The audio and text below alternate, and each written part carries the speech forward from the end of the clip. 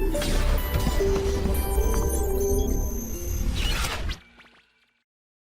तो बच्चों, अभी हमने बात करी थी आरएस नोमेनक्लेचर, वेस्टेज फार्मूला में भी और फिशर प्रोजेक्शन फार्मूला में भी। अब नेक्स्ट हमारा टॉपिक है प्रतिबिंब समावेवी, इंग्लिश में इसको बोलते हैं एनेंशियोमर।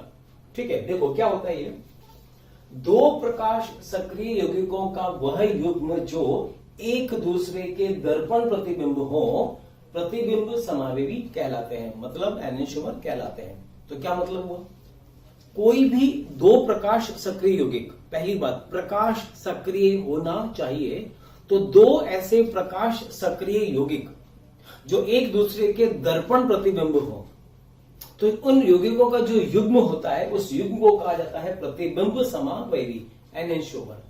या इसको मैं ऐसे भी कह सकता हूं कि मान लीजिए कोई भी यौगिक अगर प्रकाश सक्रिय है, प्रकाश सक्रिय कब होगा, जब उसमें कोई पीओएस ना हो और कोई उसमें सीओएस उपस्थित ना हो, तो ऐसा यौगिक क्या होगा, प्रकाश सक्रिय यौगिक होगा। तो वो प्रकाश सक्रिय यौगिक एंड उसका दर्पण प्रतिबिंब का जो युग्म होगा, उस युग्म को कहते हैं प्रतिबिंब समावेवी, एनेंशियोमर। ठीक है, चलिए अब और देखो, प्रतिबिंब समावेवियों के गुण, जैसे कि बॉइलिंग पॉइंट, उनका मेल्टिंग पॉइंट, उनके डेंसिटी मतलब घनत्व, या फिर उनकी विलेयता सॉल्युबिलिटी, यहां तक कि प्रकाशीय घूर्णन जो थीटा होता है वो भी समान होता है, केवल व केवल घूर्णन की दिशा ही विपरीत होती है। यदि उनमें से कोई एक डेक्स्ट्रो रोटेटरी है, मतलब दक्षिण ध्रुवण घूर्णक है, तो दूसरा लीवो रोटेटरी होगा, मतलब वाम ध्रुवण घूर्णक होगा। आई बात समझ में? तो कहने का मतलब, मान लीजिए जैसे ये कोई प्रकाश सक्रिय यौगिक है, इसको मैं ऐसे ले सकता हूं, मान लीजिए ये प्रकाश सक्रिय यौगिक है, तो इसका एनेंशियोमर कौन होगा, इसी का मिरर इमेज। तो ये प्रकाश सक्रिय यौगिक, और चलो ये एक और यहां पर हम ले सकते हैं, ये हमने लिया, ये प्रकाश सक्रिय यौगिक और ये इसका मिरर इमेज, दर्पण प्रतिबिंब। तो दोनों का जो युग्म होगा उसको हम क्या बोलेंगे, प्रतिबिंब समावेवी, मतलब एनेंशियोमर। और इन दोनों यौगिकों के जो गुण होते हैं वो लगभग समान होते हैं। जैसे इनके भौतिक गुण की हम बात करें, बॉइलिंग पॉइंट है, इनका मेल्टिंग पॉइंट है। अगर इसका मेल्टिंग पॉइंट 17 डिग्री है तो इसका भी मेल्टिंग पॉइंट 17 डिग्री होगा। आई बात समझ में? यहां तक कि इनकी घनत्व भी, इनकी विलेयता भी समान होती है। इनका प्रकाशीय घूर्णन कोण वो भी समान होता है। अगर मान लो इसका 17 डिग्री है तो इसका भी 17 डिग्री ही होगा। बस एक चीज का फर्क आता है, वो होता है डायरेक्शन ऑफ रोटेशन, घूर्णन की दिशा। अगर ये पीपीएल लाइट के प्लेन को क्लॉकवाइज घुमाएगा तो ये उसको एंटी क्लॉकवाइज घुमाता है, और अगर ये एंटी क्लॉकवाइज घुमाए तो ये उसको क्लॉकवाइज घुमाता है। तो बस खाली डायरेक्शन ऑफ रोटेशन ही इनका डिफरेंट होता है। इसका मतलब अगर ये लाइट को +15 डिग्री से घुमाए, प्लस का मतलब क्लॉकवाइज, तो अगर ये क्लॉकवाइज 15 डिग्री से घुमाए तो ये उसको एंटी क्लॉकवाइज -15 डिग्री से घुमा देता है। तो बस डायरेक्शन का ही फर्क होता है। तो ऐसे यौगिकों का जो युग्म होता है उसको बोलते हैं प्रतिबिंब समावेवी, और इनके गुण समान होते हैं, सिर्फ डायरेक्शन ही डिफरेंट होता है। ठीक है, अब ये कुछ एग्जांपल्स यहां पर हमने लिखे हैं। तो कभी भी एनेंशियोमर निकालना, याद रखना, ऐसे क्वेश्चन बहुत इंपॉर्टेंट क्वेश्चन है। तुम्हें दो कंपाउंड दे रखे होंगे, तुमसे कहा जाएगा बताइए दोनों में क्या संबंध है, क्या रिलेशन है, तो तुम्हें बताना पड़ेगा। तो सबसे पहले ये देखो कि वो प्रकाश सक्रिय है या नहीं है। और प्रकाश सक्रियता चेक कैसे करेंगे, पीओएस और सीओएस से। आई बात समझ में? तो यहां पर देखो फर्स्ट एग्जांपल। अच्छा, इन यौगिकों के नाम भी याद रखो। जैसे ये यौगिक है, इसका ये फिशर प्रोजेक्शन फॉर्मूला है। सिंपल वे में अगर हम कहें तो इस यौगिक का नाम होता है लैक्टिक एसिड, नाम सुना होगा लैक्टिक एसिड। अब बताओ लैक्टिक एसिड यहां पर प्रकाश सक्रिय या असक्रिय? तो अगर हम देखें तो यहां पर ये वाला जो कार्बन है, ये कार्बन कैसा है, क्रियल कार्बन है। और मैंने तुमसे कहा इसमें कितने क्रियल कार्बन है, एक क्रियल कार्बन है। तो कैसा भी यौगिक अगर एक क्रियल कार्बन है तो वो हमेशा प्रकाश सक्रिय होगा। तो ये जो लैक्टिक एसिड है, इसको हम ये लैक्टिक एसिड प्रकाश सक्रिय है। तो ठीक से देखो, अगर मैं यहां पर बीच में, इन दोनों के बीच में ये एक मिरर मान लूं, एक दर्पण मैंने बना दिया, तो ये लैक्टिक एसिड है और ये इसका दर्पण प्रतिबिंब है। साफ साफ दिख रहा है कि ये दोनों एक दूसरे के दर्पण प्रतिबिंब हैं। तो इन दोनों यौगिकों का जो युग्म है उसको हम क्या बोलेंगे, एनेंटियोमर। तो ये दोनों यौगिक क्या हुए, एनेंटियोमर हुए। इसी प्रकार से नंबर 2 एग्जांपल देखो, इसमें यहां पर ये हमें दे रखा नंबर 1 नंबर 2, ठीक है। क्या बोलेंगे 1,2 डाइमेथिल साइक्लोहेक्सीन। अब देखो ये दोनों यहां पर ज्योमेट्रिकल शो कर रहे हैं। अच्छा एक चीज याद रखना, जब कभी हम ऑप्टिकल की बात कर रहे हैं तो ज्योमेट्रिकल को भी साथ में रखो। ये जो तुम्हें यौगिक दे रखे हैं तुम्हें ये पता होना चाहिए कि इसमें से कौन कौन ज्योमेट्रिकल भी शो करेगा, ये भी आना चाहिए। तो जैसे तुमसे कहा जाता है ये वाला यौगिक ज्यामितीय समायोजकता प्रदर्शित करेगा क्या, नहीं करेगा। क्यों नहीं करेगा, क्योंकि ज्यामितीय समायोजकता वही यौगिक प्रदर्शित करते हैं जिसमें प्रतिबंधित घूर्णन होता है। यहां पर बॉन्डिंग कैसी है, सिंगल बॉन्डिंग है, खुली श्रृंखला का यौगिक है।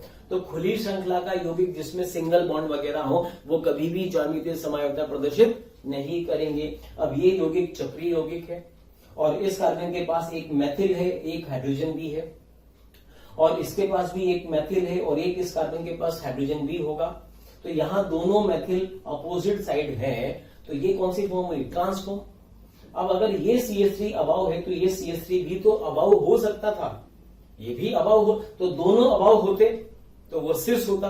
लेकिन ये हमें जो दे रखा वो कौन सी फॉर्म दे रखी, ट्रांस। चलो ठीक है, ये मैंने यहां पे लिखा ट्रांसफॉर्म, लिखा, ठीक है। अब हमने यहां बीच में मिरर बना दिया, ये मिरर ले लिया मैंने। अब देखो इसका मिरर इमेज, दर्पण प्रतिबिंब ये है। अच्छा सबसे पहले बताओ इसमें POS है या नहीं है। तो यहां से अगर मैं इसको POS को ऐसे मानूं, ये सब हम प्रैक्टिस कर चुके हैं पहले, ठीक है ना। तो इसमें हम देख रहे हैं कि ये अबाव है और ये बिलो है, तो बीच में से कोई POS नहीं होगा और COS तो यहां पर हो ही नहीं सकता क्योंकि इधर CH3 है तो अपोजिट में CH3 नहीं है। मतलब ये प्रकाश सक्रिय है और ये वाला इसका दर्पण प्रतिबिंब है। तो इन दोनों में जो रिलेशन होगा वो रिलेशन क्या होगा, एनेंटियोमर होगा। तो ये भी एनेंटियोमर, ये भी एनेंटियोमर, ठीक है। इसी प्रकार से अब नंबर 3 जो एग्जांपल दे रखा है, चलो उसकी भी बात कर सकते हैं हम लोग। यहां पर ये कंपाउंड दे रखा है। अब देखो यहां पर ये यौगिक होता है CH3 CHOH COOH, इसका नाम होता है लैक्टिक एसिड। और अगर ये वाला यौगिक हो COOH, देन CHOH CHOH और COOH, इसका नाम होता है टार्टरिक एसिड। ये भी टार्टरिक एसिड, ये भी टार्टरिक एसिड। इनमें से कोई एक डेक्स्ट्रो होगा और कोई एक लीवो होगा, याद रखो, ठीक है। अब देखो एक खास बात और है कि ये जो फॉर्मूला हमें दे रखा है, ये कौन सा फॉर्मूला है, ये फिशर प्रोजेक्शन फॉर्मूला है। तो तुम्हें याद होगा हमने पहले कई सारे एग्जांपल्स ऐसे लिए थे जिसमें हमने POS और COS लिया था, ठीक है। तो पहले हम फिशर प्रोजेक्शन फॉर्मूला में भी POS और COS निकाले। देखो तो यहां पर आपको दिख रहा है कि इसमें ये वाला जो कार्बन है, ये वाला कार्बन एक किरेल कार्बन है और ये कार्बन भी किरेल कार्बन है। तो ये ऐसा यौगिक है जिसमें 2 किरेल कार्बन होंगे। तो 2 किरेल कार्बन में जब कभी भी हम POS चेक करेंगे तो ऐसे हॉरिजॉन्टली करेंगे, मतलब ऐसा POS जो इन दोनों किरेल कार्बन के बीच में से जा रहा हो, ठीक है। अब इसके अबाउट अगर मैं देखूं तो इसके अबाउट ऊपर तो कौन आ रहा है, OH, नीचे कौन आ रहा है, H, और इसमें इधर H आ रहा है तो इधर OH आ रहा है, मतलब इसमें ये कोई POS नहीं है, ठीक है। चलो याद रखो, तो इसमें POS तो नहीं है। अब COS की बात करें तो COS के लिए क्या करेंगे, यहां पर पॉइंट इस जगह ले लें। अब अगर COS देखें तो यहां से इस दूरी पर OH आ रहा है, अपोजिट में भी OH आ रहा है। इधर से देखा इधर H आ रहा है तो अपोजिट में भी H आ रहा है। इस पॉइंट के रेस्पेक्ट में ऊपर COOH है तो उतनी ही दूरी पर COOH यहां पर भी है। मतलब हमें लग रहा है कि इसमें COS है, नहीं है, याद रखना। बहुत सारे स्टूडेंट इसमें गलती कर जाते हैं, उनको लगता है कि इसमें COS है क्योंकि सारे ग्रुप समान ग्रुप बिल्कुल अपोजिट आ रहे हैं। नहीं, ये फिशर प्रोजेक्शन फॉर्मूला है, एक्चुअल फॉर्मूला नहीं है। तुम्हें याद होगा फिशर में वे समूह जो हॉरिजॉन्टल लाइन पर होते हैं वो कैसे होते हैं, अबव दी प्लेन। तो ये वाला OH हॉरिजॉन्टल लाइन पर है, ये अबव होगा, मतलब ऐसे अबव होगा। और ये H भी इधर की तरफ अबाउ होगा। इसी प्रकार से ये H भी इधर अबाउ होगा और ये OH भी अबाउ होगा। तो ठीक से देखो, ये OH और ये OH दोनों इस प्रकार से अबाउ है और दोनों अबाउ हैं, तो इसमें ये COS नहीं होगा। आई बात समझ में? तो इस वाले में ना तो POS है और ना ही COS है, दोनों में कोई भी नहीं है, मतलब ये यौगिक प्रकाश सक्रिय यौगिक है। ये तो क्लियर हो गया। और देखो, अगर मैं बीच में यहां पर मिरर कंसिडर कर लूं तो आप देख रहे हैं कि ये वाला यौगिक इसका दर्पण प्रतिबिंब है। आई बात समझ में? और कहने का मतलब, अगर ये प्रकाश सक्रिय है तो दर्पण प्रतिबिंब भी प्रकाश सक्रिय होगा और दोनों का युग्म क्या कहलाएगा? दोनों का युग्म को हम बोलेंगे एनेंटियोमर। एनेंटियोमर का मतलब प्रतिबिंब समावेवी। ठीक है, तो बस इस प्रकार से निकालेंगे। अब ये वाला देखो, नंबर फोर्थ में यहां पर ये भी टार्टरिक एसिड, ये भी टार्टरिक एसिड। ठीक है, चलो इसमें देखो, ये कायरल सेंटर, ये कायरल सेंटर।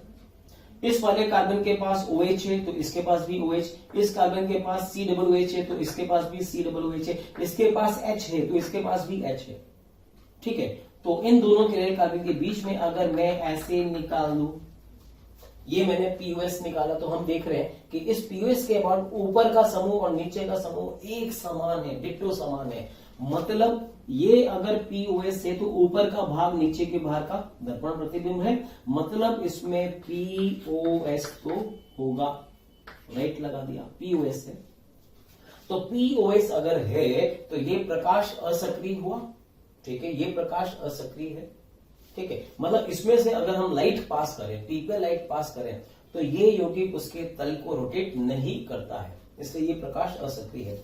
अब देखो, ये वाला इसकी मिरर इमेज है, ये वाला यौगिक इसका मिरर इमेज है। तो अब ऐसा नहीं है कि कोई भी दो यौगिक एक दूसरे के मिरर इमेज है वो एनेंटियोमर हो जाए ना, ये नहीं बोला है। डेफिनेशन क्या है? दो प्रकाश, ये देखो यहां पर दो प्रकाश सक्रिय यौगिक होने चाहिए।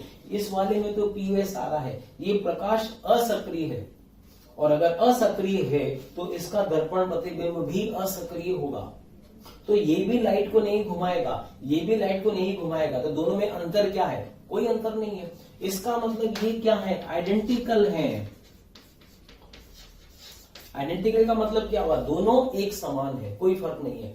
तो अब कुल तुम्हें याद क्या रखना है कि कोई अगर प्रकाश सक्रिय है तो वो और उसका दर्पण प्रतिबिंब एनेंटियोमर होंगे, और अगर कोई प्रकाश असक्रिय है तो वो और उसका दर्पण प्रतिबिंब आइडेंटिकल यौगिक होंगे। इनमें कोई फर्क नहीं होगा, क्योंकि इसका भी थीटा 0, इसका भी थीटा 0। क्या अंतर है दोनों में? कोई अंतर नहीं है, इसलिए एक समान।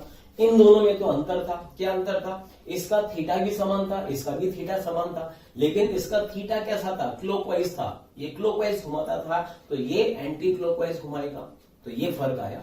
डायरेक्शन का फर्क है, इसलिए ये दोनों यौगिक एनेंटियोमर और ये दोनों यौगिक आइडेंटिकल। तो याद क्या रखना है, कभी भी तुम्हें यौगिक दे रखे हो अलग अलग, तुम्हें बताना है कि एनेंटियोमर है या नहीं है। तो सबसे पहले क्या करेंगे? सबसे पहले POS एंड COS चेक करेंगे। अगर दोनों अनुपस्थित हैं तो यौगिक प्रकाश सक्रिय हुआ, और प्रकाश सक्रिय का ही मिरर इमेज एनेंटियोमर होगा। लेकिन यौगिक में अगर POS है या COS है या दोनों है, तो ऐसा यौगिक और उसका दर्पण प्रतिबिंब दोनों आइडेंटिकल होंगे, एक समान होंगे। ठीक है, चलो ठीक है। तो ये तो हुआ यहां पर एनेंटियोमर। अब यहां पर देखो, नेक्स्ट हेडिंग है रैसिमिक मिक्सचर। हिंदी में बोलेंगे उसको, रैसिमिक को रैसिमिक ही बोलते हैं, रैसिमिक मिश्रण। क्या होता है? देखो, प्रतिबिंब समावयवियों का सम अणुक का मतलब इक्विमोलर सॉल्यूशन। तो प्रतिबिंब समावयवियों का सम अणुक मिश्रण रैसिमिक मिश्रण कहलाता है। ठीक है, रैसिमिक मिश्रण आंतरिक प्रतिकार, इंग्लिश में बोलते हैं इंटरनल कंपेंसेशन। सॉरी, ये आंतरिक नहीं होगा, ये बाह्य होगा, याद रखना। इसको हम लिख सकते हैं यहां पर बाह्य प्रतिकार, और बाह्य का मतलब इंटरनल ना होकर ये एक्सटर्नल कंपेंसेशन। तो रैसिमिक मिक्सचर बाह्य प्रतिकार एक्सटर्नल कंपेंसेशन के कारण प्रकाश असक्रिय होते हैं। क्या मतलब हुआ इसका? देखो, ये हमने एक पोलरिमीटर ट्यूब लिया, इसके अंदर मान लीजिए मैंने ये वाला यौगिक भरा। सपोज हम ये मान के चल रहे हैं कि ये यौगिक स्मॉल डी है। स्मॉल डी का मतलब क्या है? डेक्स्ट्रो रोटेटरी है, तो ये वाला क्या होगा? लीवो रोटेटरी होगा। तो मैंने इस डेक्स्ट्रो का 50% डी मिला दिया और 50% मैंने एल मिला दिया। 50% तो डेक्स्ट्रो मिलाया और सेम उसी का मिरर इमेज 50% लीवो भी मिला दिया। ये यहां पर हमने एक सॉल्यूशन बना दिया। ठीक है, ओके। अब इसमें से हम इस पीपल लाइट को पास करें तो ये देखा जाता है कि जो लाइट यहां से पास होती है उसमें किसी प्रकार का कोई रोटेशन नहीं होता है। मतलब थीटा कितना होता है? 0 डिग्री होता है। ऐसा क्यों? ऐसा इसलिए कि ये जो डेक्स्ट्रो है ये लाइट के प्लेन को क्लॉकवाइज दिशा में किसी न किसी थीटा से घुमाएगा। तो ये वाला यौगिक उसी लाइट को उतने ही थीटा से एंटी क्लॉकवाइज घुमा देगा। तो नेट रोटेशन कितना होगा? 0। 0 का मतलब लाइट में कोई चेंज नहीं होगा, तो थीटा 0 रहेगा। तो ऐसे जो सम अणु मिश्रण होता है डेक्स्ट्रो और लीवो का, दोनों का 50-50% अगर है तो फिर उसको हम बोलेंगे रेसिमिक मिक्सचर। और ऐसे रेसिमिक मिक्सचर क्या होते हैं? प्रकाश असक्रिय होते हैं। याद रखो। तो चलिए ठीक है, ये हमने बात करी यहाँ पर एनिसोमर्स की, ये एग्जांपल्स हमने लिए, ये हमने लिया यहाँ पर रेसिमिक मिक्सचर। याद रखो। अच्छा, अगर यहाँ पर ये परसेंटेज अलग अलग हो, मान लीजिए ये 49% है और ये 51% है, तो फिर वो मिश्रण प्रकाश सक्रिय होगा, क्योंकि 49 और 51 है तो 49 वाला दूसरे 49 को रेसिमाइज कर देगा। कितने का अंतर आया? 2%। तो 2% का अंतर है, मतलब प्रकाश सक्रिय तो होगा। तो असक्रिय तभी होगा जब दोनों बिल्कुल बराबर होंगे। याद रखो। चलिए ठीक है, ये हमने बात करी रेसिमिक मिक्सचर की। अब इसके बाद हम नेक्स्ट टॉपिक लेंगे विवृम समावेवी डाइस्टीरियो आइसोमर्स। चलिए अब शुरू करते हैं इसमें नेक्स्ट टॉपिक विवृम समावेवी। इंग्लिश में इसको कहा जाता है डाइस्टीरियो आइसोमर्स। तो देखिए क्या होता है, ये त्रिविम समावेयों का वह युग्म जो एक दूसरे के दर्पण प्रतिबिंब ना हो विवृम समावेवी कहलाते हैं। इनके गुण भिन्न भिन्न हो सकते हैं। तो पहले तो हम बात करें कि विवृम समावेवी का मतलब क्या है। तो भी दो ऐसे यौगिक, दो ऐसे त्रिविम समावेवी जो एक दूसरे के दर्पण प्रतिबिंब ना हो, ठीक है, विवृम समावेवी कहलाते हैं। और विवृम समावेवी के जो गुण होते हैं वो अलग अलग होते हैं। मतलब बॉइलिंग पॉइंट, मेल्टिंग पॉइंट वगैरह ये इनके अलग अलग होते हैं। ठीक है, तो इसके पहले तुम्हें याद होगा हम लोगों ने पढ़ा था प्रतिबिंब समावेवी। तो प्रतिबिंब समावेवी के गुण तो समान होते हैं, खाली उनका जो डायरेक्शन होता था, एक क्लॉकवाइज घुमाता था तो दूसरा एंटी क्लॉक घुमाता था। लेकिन यहां पर इनके गुण भिन्न, इनके जो गुण होते हैं वो भिन्न भिन्न होते हैं। अच्छा, एक खास बात और है, दोनों जो डेफिनेशन हमने बात करी है, इसके पहले हमने बात करी थी प्रतिबिंब समावेवी की, उसमें मैंने तुमको लिखाया था प्रकाश सक्रिय यौगिकों का युग्म। इसका मतलब क्या हुआ कि एनेंटियोमर जो होते हैं वो हमेशा प्रकाश सक्रिय होते हैं। अगर कोई यौगिक प्रकाश असक्रिय है तो वो कभी भी एनेंटियोमर नहीं होगा। अब यहां पर देखो, इसमें खास बात क्या इस डेफिनेशन में है, यहां लिखा हुआ है त्रिविम समावेयों का युग्म। ध्यान से देखो, त्रिविम समावेवी। और त्रिविम समावेवी का मतलब कौन कौन होते हैं? त्रिविम समावेवी का मतलब वो ज्यामितीय समावेवी हो सकते हैं, तो वो प्रकाशीय समावेवी हो सकते हैं। ठीक है ना। तो कहने का मतलब जो विवृम समावेवी हैं वो ज्यामितीय समावेवी हो सकते हैं। फिर से कह रहा हूं, ज्यामितीय समावेवी विवृम समावेवी हो सकते हैं और प्रकाशीय समावेवी विवृम समावेवी हो सकते हैं, जो एक दूसरे के दर्पण प्रतिबिंब ना हो। ठीक है। अब जैसे यहां पर देखो, मैं यहां पर नंबर 1 एग्जांपल मैंने लिया है। फिर से तुमसे मैं कहूंगा कि इस यौगिक का नाम क्या होता है? ये होता है टार्टरिक एसिड। ठीक है, नाम मैं इसका लिख सकता हूं, इसका नेम होता है TARTARIC, टार्टरिक एसिड। ये नंबर फर्स्ट। तो ये सभी के सभी टार्टरिक एसिड है। अब समझना, यहां पर देखो, पहले यौगिक की अगर हम बात करें, ये हमने पहला लिया और दूसरा हमने देखा कि दोनों एक दूसरे के दर्पण प्रतिबिंब हैं, ठीक है। तो ये दोनों तो यहां पर एक दूसरे के दर्पण प्रतिबिंब हुए। अच्छा, इसमें दोनों OH एक ही तरफ है, तो इसका दर्पण प्रतिबिंब ये बना, तो ये दोनों भी एक दूसरे के दर्पण प्रतिबिंब होंगे, ठीक है। अब देखो यहां पर इस वाले केस में हम बात करें तो ये वाला यौगिक प्रकाश सक्रिय यौगिक होता है। प्रकाश सक्रिय क्यों? क्योंकि इसमें न तो पीओएस होगा और न ही इसमें सीओएस होगा, तो ये क्या हुआ, प्रकाश सक्रिय हुआ। तो इसमें और इसके बीच ये दोनों एक दूसरे के मिरर इमेज हैं, तो कोई भी प्रकाश सक्रिय यौगिक और उसका दर्पण प्रतिबिंब क्या होता है, एनेंटियोमर होता है। हमें यहां पर बता रखा है 1, 2 में हमें बताना है क्या रिलेशन है, 3, 4 में क्या रिलेशन है, 1, 3 में, सेकेंड और थर्ड में, ये हमें ऐसे रिलेशन बताने हैं, ठीक है। तो फर्स्ट प्रकाश सक्रिय है और दूसरा वाला एक दूसरे के दर्पण प्रतिबिंब है, तो फर्स्ट और सेकंड तो यहां पर हो जाएंगे एनेंटियोमर, मतलब प्रतिबिंब समावेगी। अब नेक्स्ट हमसे पूछा हुआ है थर्ड एंड फोर्थ। अब देखो थर्ड वाले को देखो, सबसे पहले हमें पीओएस और सीओएस निकालना है। एक ब्लंडर मिस्टेक सब लोग करते हैं। सब लोग क्या करते हैं, बस देखा मिरर इमेज है तो मिरर इमेज का मतलब एक ही आंसर हो जाता है प्रतिबिंब समावेगी। गलत। यहां पर देखो, पहले इस वाले में देखो, इस वाले यौगिक में अगर हम देखें तो ऐसे इसमें पीओएस आ रहा है। क्योंकि इसमें पीओएस है तो ये प्रकाश असक्रिय होगा और प्रकाश असक्रिय का मिरर इमेज आइडेंटिकल होता है, एक समान होता है। तो थर्ड एंड फोर्थ यहां पे क्या हो जाएगा, आइडेंटिकल। अब एक कंक्लूजन, एक निष्कर्ष याद रखना। थैंक यू स्टूडेंट्स, इतना स्नेह और प्यार देने के लिए।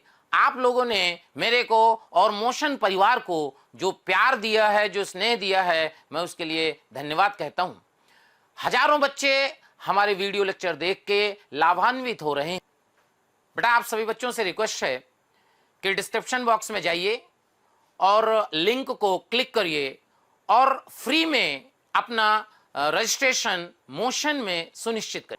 साथ ही साथ जिन बच्चों को डाउट सॉल्विंग और स्टडी मटेरियल की भी सुविधा चाहिए, वो लिंक पे जाएं और क्लिक करें और प्रीमियम कोर्स के लिए अप्लाई कर सकते हैं। बेटा ये दोनों भी दर्पण प्रतिबिंब और ये दोनों भी दर्पण प्रतिबिंब, कोई भी यौगिक अगर दर्पण प्रतिबिंब है तो वो या तो एनेंटियोमर होंगे या वो आइडेंटिकल होंगे। बस ये दो ही रिलेशन हो सकते हैं और कोई रिलेशन नहीं होगा।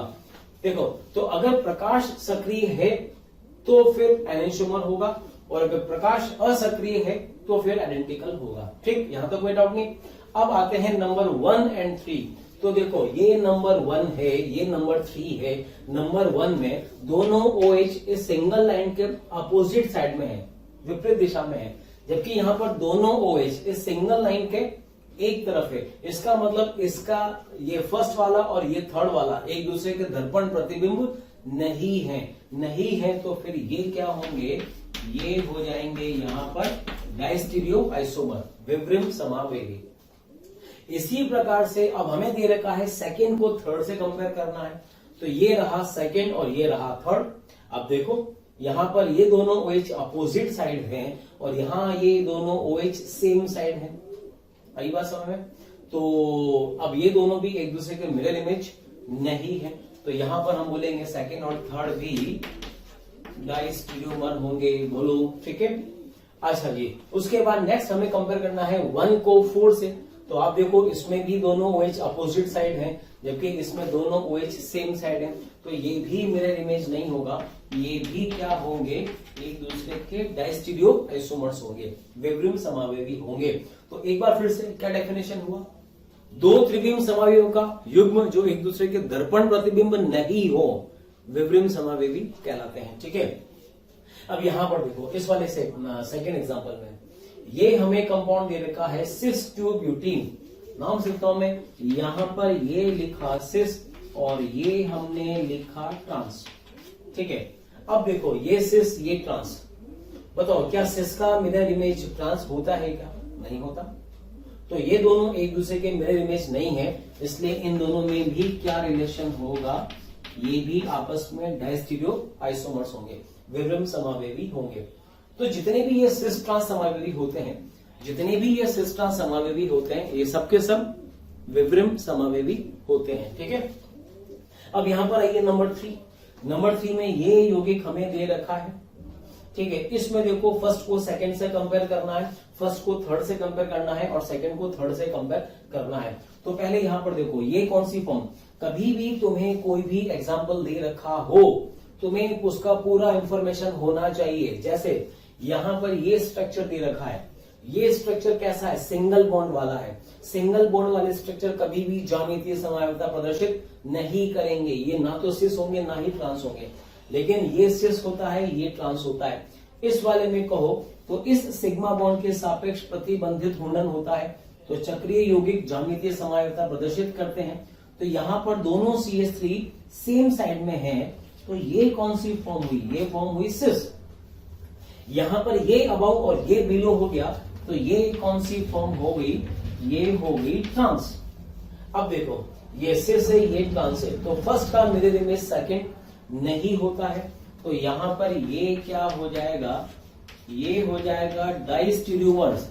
एंड एक आंसर और लिखेंगे, ज्योमेट्रिकल आइसोमर। आपसे कहा जाए फर्स्ट और सेकंड में क्या संबंध है, तो यहां पर फर्स्ट और सेकंड में रिलेशन, ये डाइस्टीरियोमर भी है एंड ये ज्योमेट्रिकल आइसोमर भी है। जबकि यहां पर हमने इनमें लिखा था सिर्फ और सिर्फ डाइस्टीरियोमर है, लेकिन ये ज्योमेट्रिकल आइसोमर नहीं थे, लेकिन यहां पर ये ज्योमेट्रिकल भी होगा। ये मैं इसलिए कह रहा हूं, मान लीजिए तुम्हें क्वेश्चन में ये और ये दे रखा है और ऑप्शंस तुम्हें दे रखा है, फर्स्ट और सेकंड दे रखा है डाइस्टीरियोमर, और एक ऑप्शन तुम्हें दे रखा है ज्योमेट्रिकल, और एक ऑप्शन दे रखा है बोथ, मतलब दोनों, तो फिर आंसर क्या हो जाएगा, दोनों आंसर हो जाएगा, याद रखना। ठीक है, इसी प्रकार से अब मैं फर्स्ट को थर्ड से कंपेयर करूं, तो देखो फर्स्ट सिस है और ये भी अपोजिट साइड है, ये ट्रांस है, तो यहां पर ये हमने लिखा कि ये भी ट्रांस है, तो ये सिस और ये ट्रांस मिरर इमेज नहीं है, तो ये भी क्या होंगे, डायस्टीरियोमर होंगे एंड ज्यामितीय समावयवी होंगे, GIV होंगे। ठीक है, अब आइए सेकेंड और थर्ड को। अब सेकेंड और थर्ड देखो, ये वाला अभी हमने पहले बात करी थी, इसमें ना तो पीओएस होगा ना ही सीओएस होगा, ये प्रकाश सक्रिय है और ये प्रकाश सक्रिय है, तो ये दोनों एक दूसरे के मिरर इमेज भी है। तो यहां पर थर्ड, सेकेंड और थर्ड में रिलेशन क्या हो जाएगा, ये हो जाएगा एनेंशियोमर होगा। तो ये दोनों तो एनेंशियोमर, बाकी ये दोनों डायस्टीरियोमर और ये भी डायस्टीरियो आइसोमर्स होंगे। तो इस प्रकार से बस यहां पर मैं फिर से कहूंगा कि इन आंसर्स के साथ GI का भी याद रखो, तुम्हें ज्योमेट्रिकल भी अच्छे से आना चाहिए, तुम्हें पता होना चाहिए कौन से यौगिक ज्यामितीय समावयवता प्रदर्शित करते हैं और कौन से प्रदर्शित नहीं करते हैं। ठीक है, चलिए खैर, ये हुआ डायस्टीरियो आइसोमर्स। अब यहां पर देखो, मैंने तुमसे कहा था कि जो ज्यामितीय समावयवी होते हैं, जैसे ये सिस और ये ट्रांस, तो ये दोनों क्या है, डायस्टीरियो आइसोमर है। अच्छा, डायस्टीरियो आइसोमर्स हैं एंड साथ में और क्या लिखेंगे, ज्योमेट्रिकल आइसोमर भी लिखेंगे। ठीक है, तो यहां पर देखो, जो मैं कहना चाह रहा हूं कि सभी के सभी ज्यामितीय समावयवी डायस्टीरियोमर हो, ये कोई जरूरी नहीं है, कभी कभी एनेंशियोमर भी हो सकते हैं। देखो ये वाला एग्जांपल समझना, इस वाले यौगिक में जरा ठीक से देखो आप, ये दोनों मॉलिक्यूल एक दूसरे के मिरर इमेज तो हैं। ठीक है भाई, मिरर इमेज है। अब रिलेशन पता करना है कि दोनों में क्या रिलेशन है, ये एनेंशियोमर है या नहीं है, क्या है। देखो तो यहां पर ये कायरल कार्बन है और ये भी कायरल कार्बन है। इस पूरे मॉलिक्यूल में 2 कायरल कार्बन है, तो दोनों कायरल कार्बन का RS नोमेनक्लेचर निकालें अगर हम, तो हम देखेंगे इस वाले कार्बन का विन्यास आता है R और इसका आएगा यहां पर S। अब ये RS निकालना तो आपको आना चाहिए, ये सब मैं तुमको बता चुका हूं, वेस्ट डेश फॉर्मूला में RS कैसे निकालते हैं। तो जब आप इसका RS निकालेंगे तो ये तो होगा R और ये होगा S। ठीक है, अब ये डबल बॉन्ड देखो, डबल बॉन्ड है, तो ये GI शो कर सकता है, करेगा कैसे, इस कार्बन के ये दोनों ग्रुप डिफरेंट हैं और इस कार्बन से ये वाली संयोजकता और ये वाली संयोजकता अलग अलग है। कैसे अलग, ये वाली संयोजकता यहां पर R मिल रहा है और ये संयोजकता यहां पर S मिल रहा है, तो ये तो ज्यामिति शो करेगा। शो करेगा। तो अब बताइए इसको क्या बोलेंगे, ई या जेड, याद होगा ज्यामितीय समानता में हम लोग क्या लिखते हैं, ई और जेड लिखते हैं। तो बताना पड़ेगा कि ये ई है या जेड है। तो कैसे करेंगे इसके लिए, तुम्हें याद होगा वरीयता देंगे। H और Cl में वरीयता किसको दिया, Cl को वरीयता दिया, ठीक है। अब इस कार्बन के इधर जाए, इधर R मिला, इधर गए S मिला, तो R और S में वरीयता किसको दी जाती है, R को दी जाती है। मतलब ये वाली साइड उच्च वरीयता वाली साइड होगी। तो इस कार्बन की ये उच्च वरीयता वाली साइड, इस कार्बन की ये, तो दोनों अपोजिट है, अपोजिट है। तो ये क्या होगा, ई विन्यास होगा, ये ई विन्यास होगा, ठीक है। अच्छा, अब इसमें देखें तो इसमें यहां पर भी ये R होगा और ये R विन्यास होगा, ये वाला कार्बन, और ये वाला कार्बन S विन्यास होगा। अब इसमें डबल बॉन्ड की अगर हम देखें तो H और Cl में वरीयता हमने Cl को दिया, और इधर R इधर S में वरीयता R वाले को देंगे।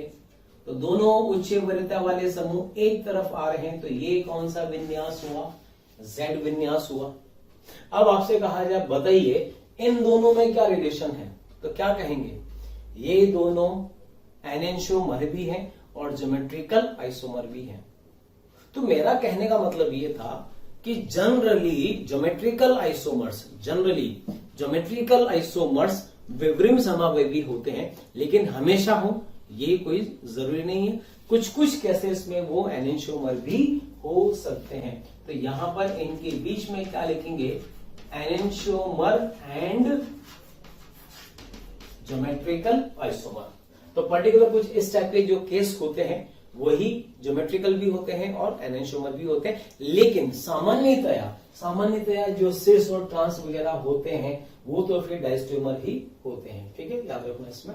चलिए ठीक है। अब नेक्स्ट टॉपिक अब हम स्टार्ट करेंगे, इसमें मीजो कंपाउंड। क्या होता है मीजो कंपाउंड, ध्यान रखना, देखो डेफिनेशन दे रखा है, वो प्रकाश असक्रिय यौगिक, पहली लाइन को देखो गौर से, मीजो कंपाउंड हमेशा प्रकाश असक्रिय होते हैं, याद रखना, ठीक है। वो प्रकाश असक्रिय यौगिक जिनका एक त्रिविम समावेवी प्रकाश सक्रिय हो मीजो यौगिक कहलाते हैं। वे प्रकाश असक्रिय यौगिक जिनका एक त्रिविम समावेवी प्रकाश सक्रिय हो तो वह मीजो यौगिक कहलाते हैं, ठीक है। अब देखो कैसे, जैसे ये वाला यौगिक मैं मानू, ठीक है, इस वाले केस में देखो ये फिर हमने टार्टरिक एसिड लिया, तो आप देख रहे हैं कि ये भी किरेल कार्बन है, ये भी किरेल कार्बन है। अब इसमें मैं इसका एक त्रिविम समावेवी बनाऊं, तो किसी का भी यौगिक का अगर त्रिविम समावेवी बनाना है तो बस एक तरीका है, क्या करें, किसी एक किरेल कार्बन के ये वाला H और ये OH तो मैंने सेम रखा, कोई फर्क नहीं रखा, लेकिन इस किरेल कार्बन के इन दोनों समूहों को हमने इंटरचेंज कर दिया। तो तुम्हें याद है कि एक बार इंटरचेंज करने से, किसी किरेल कार्बन पर एक बार इंटरचेंज करने से यौगिक बदल जाता है। तो यहां पर जब इंटरचेंज करा तो ये बना, और ठीक से देखो इस वाले केस में ना ये थोड़ा सा गड़बड़ बना दिया, इंटरचेंज करेंगे OH इधर आएगा और इधर कौन होगा, H होगा। तो अब देखो इस वाले यौगिक में यहां पर POS आ रहा है, POS आ रहा है तो ये ऑप्टिकली इनएक्टिव हुआ इनएक्टिव। और इस वाले में देखेंगे हम ना तो POS है ना ही COS है, तो ये कैसा हुआ, ये प्रकाश सक्रिय हुआ, ये प्रकाश असक्रिय, ये प्रकाश सक्रिय। तो जो असक्रिय वाला होता है उसको बोलते हैं मीजो। तो ये वाला यौगिक होगा मीजो। इसका पूरा नाम क्या होगा, वैसे तो इसका नाम टार्टरिक एसिड होता है, लेकिन चूंकि इसमें सिमेट्री आ रही है इसलिए ये मीजो है, तो इसको कहा जाएगा मीजो टार्टरिक एसिड। और ये ऑप्टिकली एक्टिव है, तो टार्टरिक एसिड तो है लेकिन ये एक्टिव वाला होगा, ठीक है। ये या तो डेस्ट्रो होगा या फिर ये लीवो होगा, दो में से कोई एक होगा। इस वाले को देखो, यहां पर इस वाले केस में अगर मैं देखूं POS, यहां पर देखें तो ऐसे इसमें POS आ रहा है, POS आ रहा है, तो POS आ रहा है तो ये ऑप्टिकली इनएक्टिव हुआ। देखो ये हमने लिखा POS लिखा है, इसका मतलब ये हुआ क्या, ऑप्टिकली इनएक्टिव हुआ।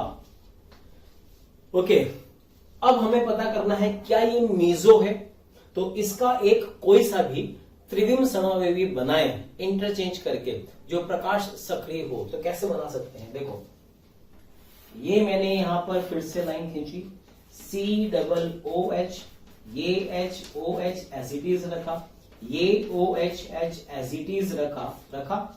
अब क्या करा, बस इस H को और इस OH को इंटरचेंज कर दिया एक बार, तो OH इधर आ गया, H इधर आ गया और COOH यहां पर है। अब देखो ये वाला ऑप्टिकली इनएक्टिव, लेकिन इसमें कोई POS और COS नहीं होगा, तो ये प्रकाश सक्रिय है। इसका मतलब ये ऐसा प्रकाश असक्रिय यौगिक है जिसका एक त्रिविम समावयवी प्रकाश सक्रिय है, तो ऐसे यौगिक को क्या बोलते हैं, मीजो यौगिक बोलते हैं। तो ये वाला यौगिक क्या हो जाएगा, याद रखना, ये मीजो कंपाउंड होगा। भाई ये हम जो बात कर रहे हैं, ऐसा इसका मतलब ये नहीं है कि जिसमें जो प्रकाश असक्रिय है वो मीजो, ये नहीं बोला है। ऐसे तो फिर जरा ये देखो, मैं यहां पर ये एग्जांपल ले लूं, मैं जरा बोलूं CH4 मीथेन, बताओ मीथेन में POS होता है क्या, हाँ होता है, ये तो हमने शुरू में POS चेक करा था। तो ये यहां पर प्रकाश असक्रिय है, तो क्या ये मीजो होगा ना, ये मीजो नहीं होगा। क्यों, क्योंकि इसका कोई भी समावयवी सक्रिय नहीं है। तो मीजो यौगिक वे यौगिक होते हैं जो प्रकाश असक्रिय होते हैं, मतलब जिसमें POS या COS हो, और जिनका एक त्रिविम समावयवी प्रकाश सक्रिय होना चाहिए। अगर है तो फिर ये मीजो हो जाएगा। याद रखना, थोड़ा सा कंफ्यूजन है लेकिन याद रखो। अब देखो एक सिंपल सा ट्रिक बताऊं, एक सिंपल सा ट्रिक मीजो बताने के लिए। यौगिक में 2 किरेल कार्बन या 3 किरेल कार्बन, मतलब यौगिक में 2 किरेल या 2 से ज्यादा किरेल कार्बन हो और साथ में या तो POS हो या COS हो, मीजो यौगिक होगा पक्का। एक बार फिर से, यौगिक में 2 या 2 से ज्यादा किरेल कार्बन हो, 2 किरेल कार्बन हो, 3 हो, 4 हो, 5 हो, 6 हो, और साथ में या तो POS हो या COS हो, तो वो यौगिक मीजो यौगिक होगा। देखो इसमें 2 किरेल कार्बन है, बीच में से POS आ रहा है, तो ये यौगिक मीजो यौगिक है। इस वाले में देखो, इसमें 3 किरेल कार्बन है, ठीक है, और POS भी बीच में से पास हो रहा है, तो ये भी मीजो यौगिक है। बस ये पता करने का तरीका है, ठीक है। इस वाले केस में देखो, यहाँ पे जैसे मैं तुमसे कहूं, ये वाला देखो, ये वाला यौगिक ये हमने वहां पर लिया था, इसमें POS आ रहा है, तो ये कौन सी फॉर्म हो जाएगी, ये मीजो फॉर्म होगी।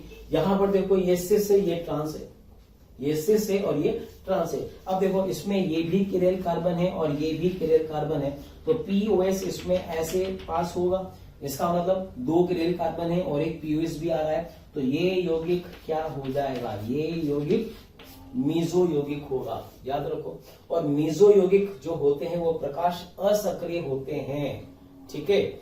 चलो मैं इसको यहां पर लिख देता हूं, ये सब मैं हटा रहा हूं अब यहां से। इसमें अब मैं लिख सकता हूं मीजो यौगिक, मीजो कंपाउंड इंटरनल मीन्स आंतरिक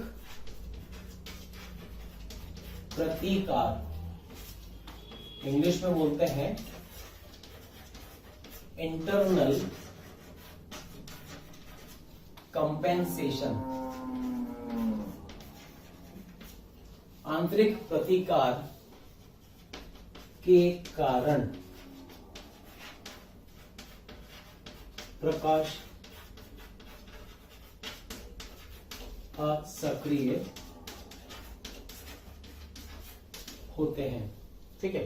तुम्हें याद होगा इसके पहले हमने लिखा था रेसिमिक मिक्सचर, मैंने बोला था रेसिमिक मिक्सचर भी बाह्य प्रतिकार के कारण ऑप्टिकली इनएक्टिव होते हैं, ये आंतरिक प्रतिकार के कारण ऑप्टिकली इनएक्टिव होते हैं। आंतरिक प्रतिकार का मतलब हुआ कि जैसे ये यौगिक है HOH और एक यहां पे लिखा है COOH।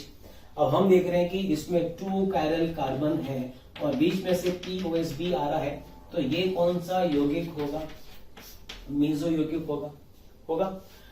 अब आंतरिक प्रतिकार का मतलब ये वाला किरेल कार्बन लाइट को घुमाएगा किसी डायरेक्शन में, तो ये वाला अपोजिट साइड में उसको घुमाएगा। तो अगेन नेट रोटेशन क्या होगा, नेट रोटेशन यहाँ पर 0 होगा, इट मींस ये ऑप्टिकली इनएक्टिव है।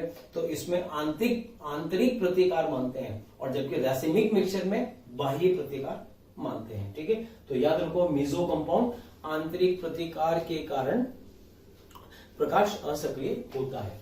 अब एक बड़ा अच्छा क्वेश्चन इसमें ये है, तुम्हें कुछ कंपाउंड अगर दे रखे हैं, आपसे कहा जाए बताइए कौन कौन से यौगिक मीजो यौगिक है, ये आपसे कहा जाए तो इसमें बताना है। एग्जाम्पल नंबर 1, तुम्हें ये वाला यौगिक दे रखा है, यहां पर ये भी दे रखा हो, ये भी दे रखा हो, CH3 एंड CH3, ये यौगिक बोला जाए कि बताइए मीजो यौगिक है या नहीं है।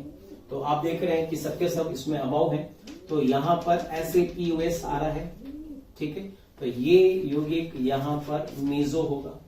ठीक है, और इसके अलावा ऐसा ही यौगिक ऐसे दे दिया जाए, CH3, ये भी CH3, और यहां पर इसको बिलो दे दिया जाए, इसको बिलो दे दिया जाए। अब आप देखो इसमें यहां पर ये भी कायरल सेंटर, ये भी कायरल, ये भी कायरल, इसमें से अगर ऐसे पास करें तो इसमें POS पास हो रहा है, कायरल सेंटर भी है, तो ये भी यौगिक क्या होगा, ये भी मीजो यौगिक होगा। ठीक है, एक इसी के अलावा तुम्हें ये एग्जांपल दे दिया जाए, जैसे यहां दे रखा है COOH HOH, और यहां पर लिखा जाए OH, समझना, यहां लिखा जाए COOH और यहां लिखा जाए H। अब आपसे कहा जाए बताइए ये वाला यौगिक मीजो है या नहीं है, ये पता करना है।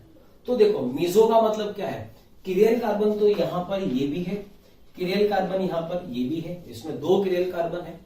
अब बताना है मीजो है कि नहीं है, तो मीजो के लिए क्या चेक करेंगे, POS चेक करेंगे या फिर COS भी चेक करेंगे, कुछ भी चेक कर सकते हैं। ठीक है, तो यहां पर POS चेक करने के लिए देखो 2 किरेल कार्बन है, तो 2 किरेल कार्बन में POS हमेशा उसके बीच में से पास होगा, तो बीच में से पास होगा, इसका मतलब ये वाला समूह और ये वाला समूह एक समान होना चाहिए।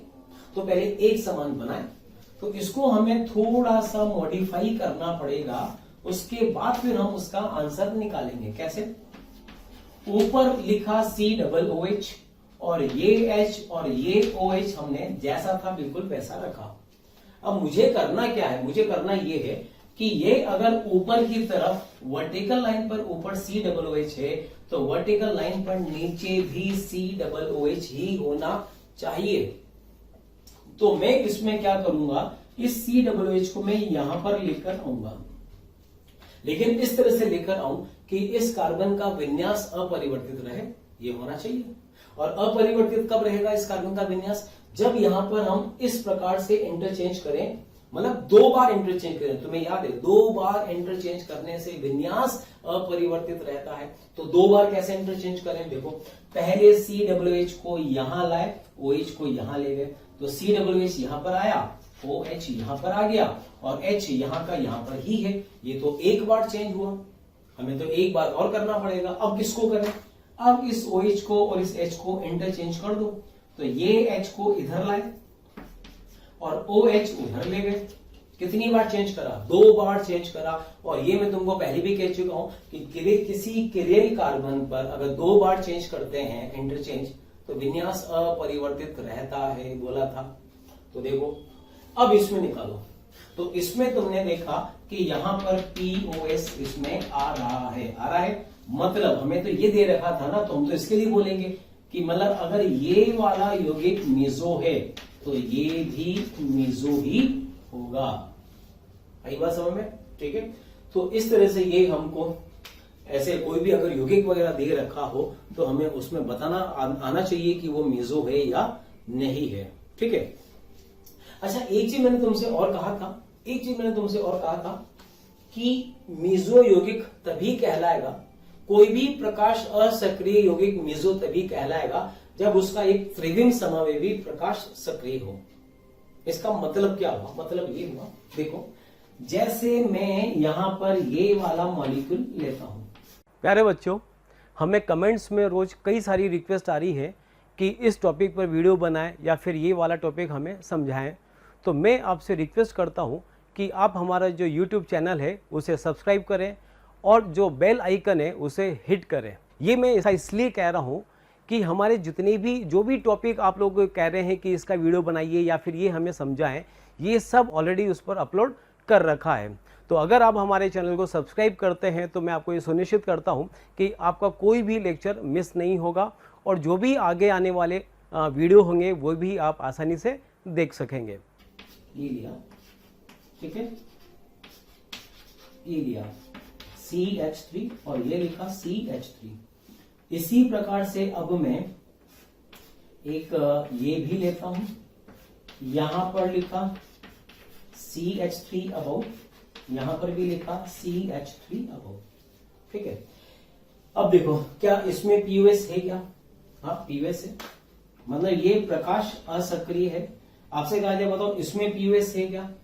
हाँ, इसमें भी POS है। इसमें तो POS ऐसे भी है और ऐसे भी है, मतलब ये भी प्रकाश असक्रिय और ये भी प्रकाश असक्रिय, दोनों असक्रिय है। अब मेजो कौन है? ये मेजो है कि ये मेजो है या दोनों मेजो है? तो देखो इसका अब हम एक त्रिविम समावेवी बनाएं। कैसे बनाएं? त्रिविम समावेवी का मतलब इस CH3 को तो मैंने जैसा था वैसा रखा, यहां पर CH3 अबाव है और H बिलो है।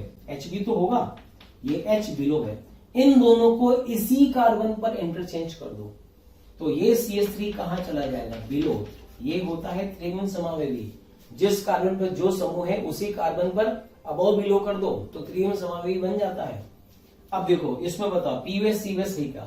इसमें ना तो POS है ना ही ये COS है, कुछ भी नहीं है। तो ये ऑप्टिकली एक्टिव हुआ, ये लिखा ऑप्टिकली एक्टिव, बस बात खत्म। ये प्रकाश असक्रिय, ये वाला यौगिक इसका त्रिविम समावेवी प्रकाश सक्रिय है तो ये मेसो होगा, ये मेसो होगा। अब इसमें देखो POS आ रहा है, ठीक है, प्रकाश असक्रिय है। अब इसका त्रिविम समावेवी बनाए। कैसे बनाए त्रिविम समावेवी? इस CH3 को तो अबव रखें और इस वाले को CH3 को बिलो कर दो, ठीक है, बिलो कर दिया। अब इसमें चेक करना है कि ये इसमें POS है या नहीं है, COS है या नहीं है। तो इस वाले यौगिक में ऐसे POS भी आ रहा है और COS भी आ रहा है, इसमें तो COS भी आ रहा है, POS भी है, COS भी है। COS कैसे? इस पॉइंट के अबाउट CH3 अबाव है तो इसके अबाउट ये CH3 बिलो है, COS भी आ रहा है। मतलब ये वाला भी प्रकाश असक्रिय है, ये वाला भी प्रकाश असक्रिय, दोनों असक्रिय है। इसका मतलब ये वाला यौगिक मेसो नहीं है। याद रखना, मेसो तभी होगा जब असक्रिय हो और उसका एक त्रिविम समावेवी सक्रिय हो तो मेसो कहलाएगा वो, ये याद रखना, ठीक है। चलो ये पार्ट हमारा कंप्लीट हुआ। इसका हमने इसमें क्या क्या पढ़ा? आज एनेंटियोमर भी पढ़ा, उसके बाद डायस्टियोमर भी पढ़ा और फिर हमने मेसो कंपाउंड भी पढ़ा, ये सब हुआ। चलो अब और आगे हम इसमें कंटिन्यू करेंगे। अब इसमें हम बात करेंगे कुछ कन्वर्जेंस वगैरह की। चलिए बच्चों अब शुरू करते हैं next topic, conversion of wedge dash formula into Fischer projection formula. तुम्हें याद होगा हमने शुरुआत में कई सारे टाइप के फॉर्मूला पढ़े थे, जैसे हमने लिया था wedge dash formula, Fischer projection formula. तो अब क्या है कि मान लीजिए अगर हमें वेज डैश फॉर्मूला दे रखा है और हमें उसे फिशर प्रोजेक्शन फॉर्मूला में कन्वर्ट करना है तो कैसे करेंगे? ये सब वही कन्वर्जन है, ठीक है। इसमें हम लोग पढ़ेंगे, जैसे अभी हम ले रहे हैं वेज डैश को फिशर में चेंज करेंगे, इसके बाद फिर हम लेंगे न्यूमैन प्रोजेक्शन फॉर्मूला लेंगे, न्यूमैन प्रोजेक्शन फॉर्मूला को हम फिशर में कन्वर्ट करेंगे। तो ये सारे कन्वर्जन में अंतर परिवर्तन हमको आना चाहिए। वेज डैश को फिशर में बनाना आना चाहिए, फिशर को वेज डैश में बनाना आना चाहिए, न्यूमैन को फिशर में बनाना आना चाहिए, या फिर कोई 100 हॉर्स फॉर्मूला दे रखा है उस 100 हॉर्स को हमें फिशर में बनाना आना चाहिए।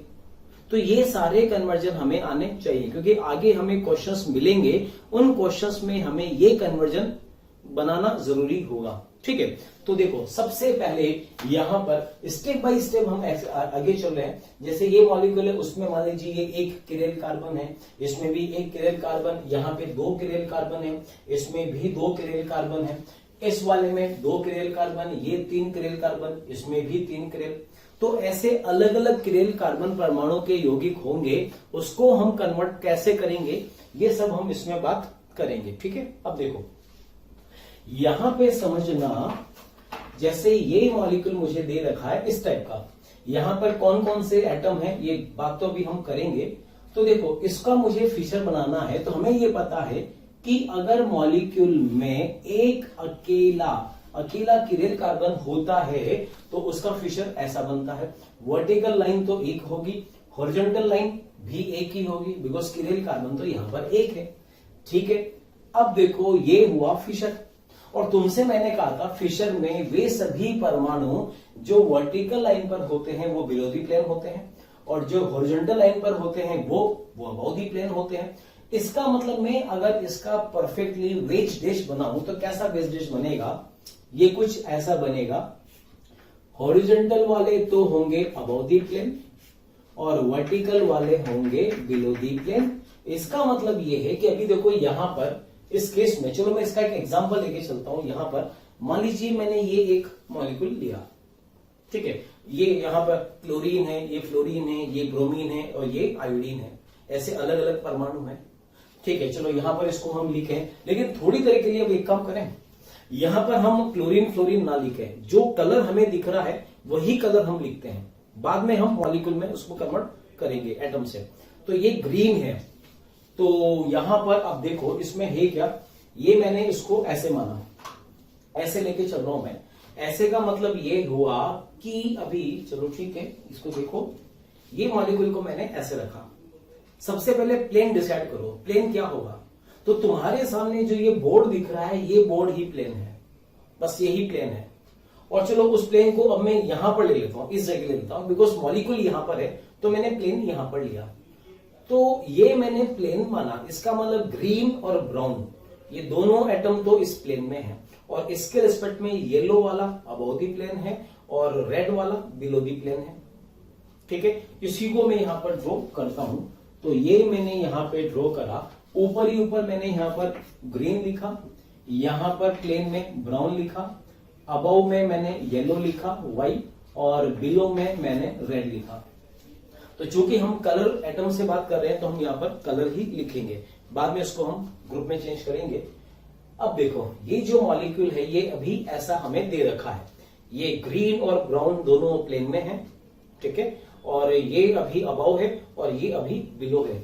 अब इसको आप समझना ठीक से, आप अगर वहां से देख रहे हैं तो आपको ये येलो अबव दिख रहा है, रेड वाला आपको, येलो तो आपको अबव दिख रहा है, रेड वाला आपको बिलो दिख रहा है इस कार्बन के रेस्पेक्ट में। ये कार्बन में से प्लेन पास हो रहा है, ग्रीन वाला प्लेन में है और ब्राउन वाला भी प्लेन में है। सोचो अगर आप वहां से उठकर इस मॉलिक्यूल के इधर पीछे की तरफ आ जाए, मेरी तरफ आ जाए, तो यहां से आपको क्या दिखेगा, अब सब उल्टा नजर आएगा। कैसे, ये जो रेड पहले बिलो था वो अबव नजर आएगा, ये अबव नजर आएगा, और ये वाला उसको बिलो नजर आएगा। मेरी तरफ से यहां से देखूंगा तो ये मुझे अबव नजर आएगा, ये मुझे बिलो नजर आएगा, और ये दोनों मुझे अभी भी प्लेन में नजर आएंगे प्लेन में। ठीक है, अच्छा अब कोई पर्सन यहां से इधर से अगर देखे यहां से, तो उसको यहां से कौन दिखेगा, यहां से उसको ये दोनों अबव नजर आएंगे, इधर से देखने पर ये दोनों अबव नजर आएंगे और ये दोनों बिलो नजर आएंगे। तो अबव या बिलो हमारी पोजीशन पर भी डिपेंड करेगा कि हम कहां से देख रहे हैं। ठीक है, या फिर हमारी पोजीशन हम फिक्स रखें, इस मॉलिक्यूल को हम घुमाएं, देखो कैसे, ये अभी अबव है, ये बिलो है, और ब्राउन वाला भी प्लेन में है और ये ग्रीन भी प्लेन में है।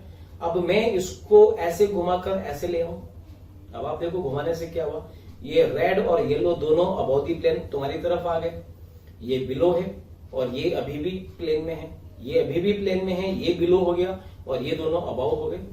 तो घुमाने से भी तो अबव और बिलो चेंज होगा। तो हमें क्या दे रखा था, हमें ग्रीन और येलो तो क्या दे रखा था, प्लेन में। ग्रीन और ब्लू, ग्रीन और ब्राउन तो हमें दे रखा था प्लेन में, येलो दे रखा था अबव, रेड दे रखा था बिलो। वापस यही बनाए, ये ग्रीन ले लिया, ये ब्राउन ले लिया और ये येलो अबव और ये रेड बिलो है। बहुत ध्यान से समझना, अगर ये कन्वर्जन तुम्हें समझ में आ गया तो समझ लो ऑप्टिकल तुम्हें समझ में आ गया। बहुत कुछ इसी पर डिपेंड करेगा, इस कन्वर्जन पर, ठीक है। अब देखो, इसका मुझे ऐसा फिशर बनाना है, तो ऐसा फिशर बनाने के लिए मैं इस मॉलिक्यूल को घुमा फिरा कर ऐसा करूं कि मुझे ऐसा नजर आए, इस तरह से नजर आए कि ये हॉरिजॉन्टल वाले तो अबव नजर आए और वर्टिकल वाले बिलो नजर आए। तो क्या करेंगे हम, इसको समझना। यहां पर मैं ये मुझे ऐसा दे रखा है, ये दोनों प्लेन में है, ये अबव है, ये बिलो है। तो मैंने क्या करा, ग्रीन को पकड़ा, ग्रीन को पकड़कर इधर येलो को पकड़ के मैं ऐसे घुमा दूं। ऐसे घुमाने से क्या हुआ, जो येलो वाला इस तरफ अबव था वो इधर आ गया, इधर आकर ये अबव है। रेड वाला जो पहले बिलो था वो घूमकर ये भी अबव हो गया, ठीक है। ब्राउन वाला पहले इधर प्लेन में था, अब ये बिलो हो गया, और ये ग्रीन भी अभी प्लेन में है, ये तो प्लेन में है। अब हम क्या करें, इसको स्लाइटली ऐसे टिल्ट कर दें, पीछे ऐसे घुमा दें।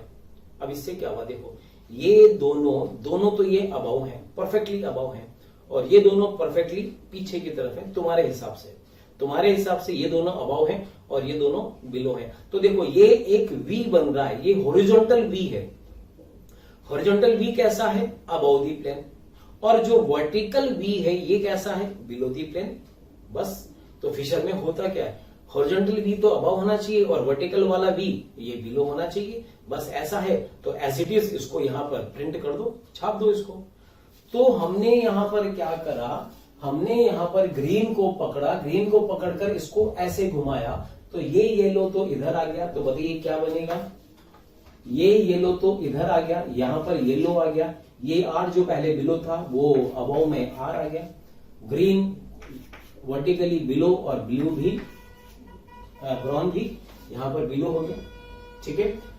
अब ठीक है, हॉरिजॉन्टल वाले दोनों अबव हैं, वर्टिकल वाले दोनों बिलो हैं। बस इसी का हम फिशर बना सकते हैं।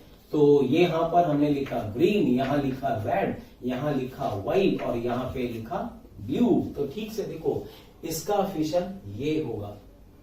आई बात समझ में, ठीक है। अच्छा, और भी कई सारे तरीके हैं, ऐसा नहीं है कि जो मैंने बताया है यही इसका एक अकेला फिशर होगा। इसके कई सारे फिशर हो सकते हैं और सब एक समान होंगे। देखो कैसे समझना, मैं फिर से बता रहा हूं, फिर से समझो। हमें क्या दे रखा था, ये दे रखा था, ये दे रखा था, ये दोनों प्लेन में दे रखे थे, ये अबव था, ये बिलो था।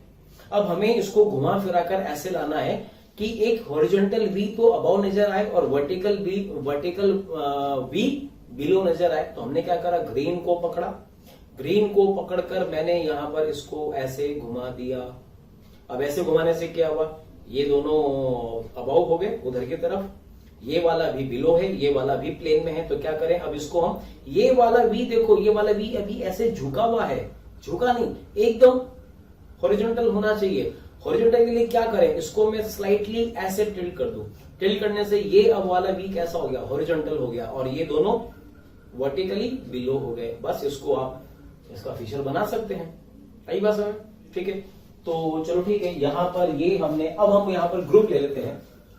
अब मैं यहां पर ग्रुप की बात कर सकता हूं। अच्छा, एक चीज और समझना, इसमें एक चीज और समझना। देखो मैं यहां पर लिख रहा हूं, इसमें क्या है बेसिकली, मान लीजिए ये क्लोरीन है, ब्रोमीन है, फ्लोरीन है और आयोडीन है, ठीक है। तो इसका ये मैंने ऐसे ले लिए, या चलो मैं इसी को ऐसे ही बना सकता हूं। ये लिखा मैंने ग्रीन, ये लिखा मैंने ब्राउन, यहां पर येलो और यहां पर रेड। अब पहले ये बताओ, क्या ये प्रकाश सक्रिय है क्या? हाँ, प्रकाश सक्रिय है। कैसे पता प्रकाश सक्रिय है? क्योंकि इसमें ये कार्बन किरेल कार्बन है, और किसी यौगिक में अगर एक अकेला किरेल कार्बन होता है तो वह यौगिक प्रकाश सक्रियता प्रदर्शित करता है, ठीक है। ये प्रकाश सक्रिय यौगिक होगा, ठीक है। तो अगर ये प्रकाश सक्रिय यौगिक है तो इसका प्रकाशीय समावयवी कौन होगा? इसी का दर्पण प्रतिबिंब ही इसका प्रकाशीय समावयवी होगा। तो दर्पण प्रतिबिंब हम बना सकते हैं। ये हमने इसका दर्पण प्रतिबिंब बना दिया। यहाँ पर आर का आर, यहाँ पर येलो, ठीक है, यहाँ पर ग्रीन और यहाँ पर ब्लू, ठीक है। ये इसका दर्पण प्रतिबिंब है, ठीक है। अच्छा, ये यौगिक क्या है? अब मान लीजिए ये क्लोरीन है, ब्रोमीन है, ये आयोडीन है और ये फ्लोरीन है, तो आईपीएसएनएम क्या होगा इसका? ब्रोमो क्लोरो फ्लोरो आयोडो मीथेन। तो इसका नाम भी क्या होगा? इसका नाम भी वही होगा, ब्रोमो क्लोरो फ्लोरो आयोडो मीथेन। नाम तो दोनों का, आईपीएसएन नाम दोनों का समान है, लेकिन दोनों के जो गुण हैं वो अलग है। ये वाला कंपाउंड डेक्स्ट्रो रोटेटरी है, तो ये मिरर इमेज क्या होगा? लीवो रोटेटरी होगा, ये तो होगा। तो अब मुझे इसका फीचर और इसका फीचर बनाने हैं, तो देखो इसके फीचर कितने होंगे? इसके टोटल 12 फीचर होंगे और 12 ही फीचर इसके भी होंगे। कैसे होंगे इसके 12 फीचर? समझना, हमने यहां पर फिर से देखो, ये ग्रीन ऊपर रखा, ब्लू ब्राउन इधर रखा, ये इधर रखा, इसको मैंने घुमा दिया, घुमाकर मैंने इस ब्राउन को पकड़कर ऐसे घुमा दिया, इधर ले आया और इसको टिल्ट कर दिया। तो इससे क्या बना? इससे ये बना कि ऊपर कौन आया? ऊपर तो ग्रीन आया, नीचे कौन आया? ब्राउन आया, इधर कौन आया? राइट में आर, और इधर कौन आया? येलो। अब ठीक से देखो, मैं इस ग्रीन को अब ऐसे ही पकड़ रहा हूं, पक्का? इसको पकड़ के मैं ऐसे घुमा दूं, ये घुमा दिया। अब देखो अबाव कौन है? ये दोनों अबाव हैं, ये रेड बिलो हो गया। घुमाने से ऐसे मॉलिक्यूल चेंज नहीं होता है। तो अब इसका फीचर क्या बनेगा नेक्स्ट बताइए? ऊपर ग्रीन था, ठीक है, अब इधर कौन आ गया?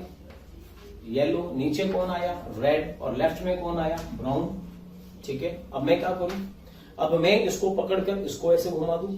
अब देखो ये दोनों अबाव हैं, ये दोनों बिलो हैं, तो अब इसका फीचर क्या बनेगा?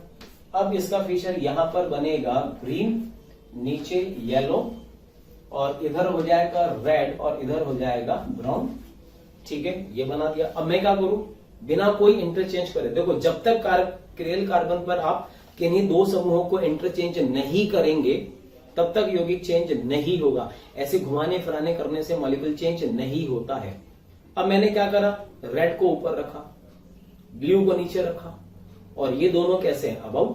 अब मैं ऐसे एक और बना सकता हूं, यहां पर मैंने लिखा रेड, यहां पर लिखा मैंने नीचे कौन सा? येलो।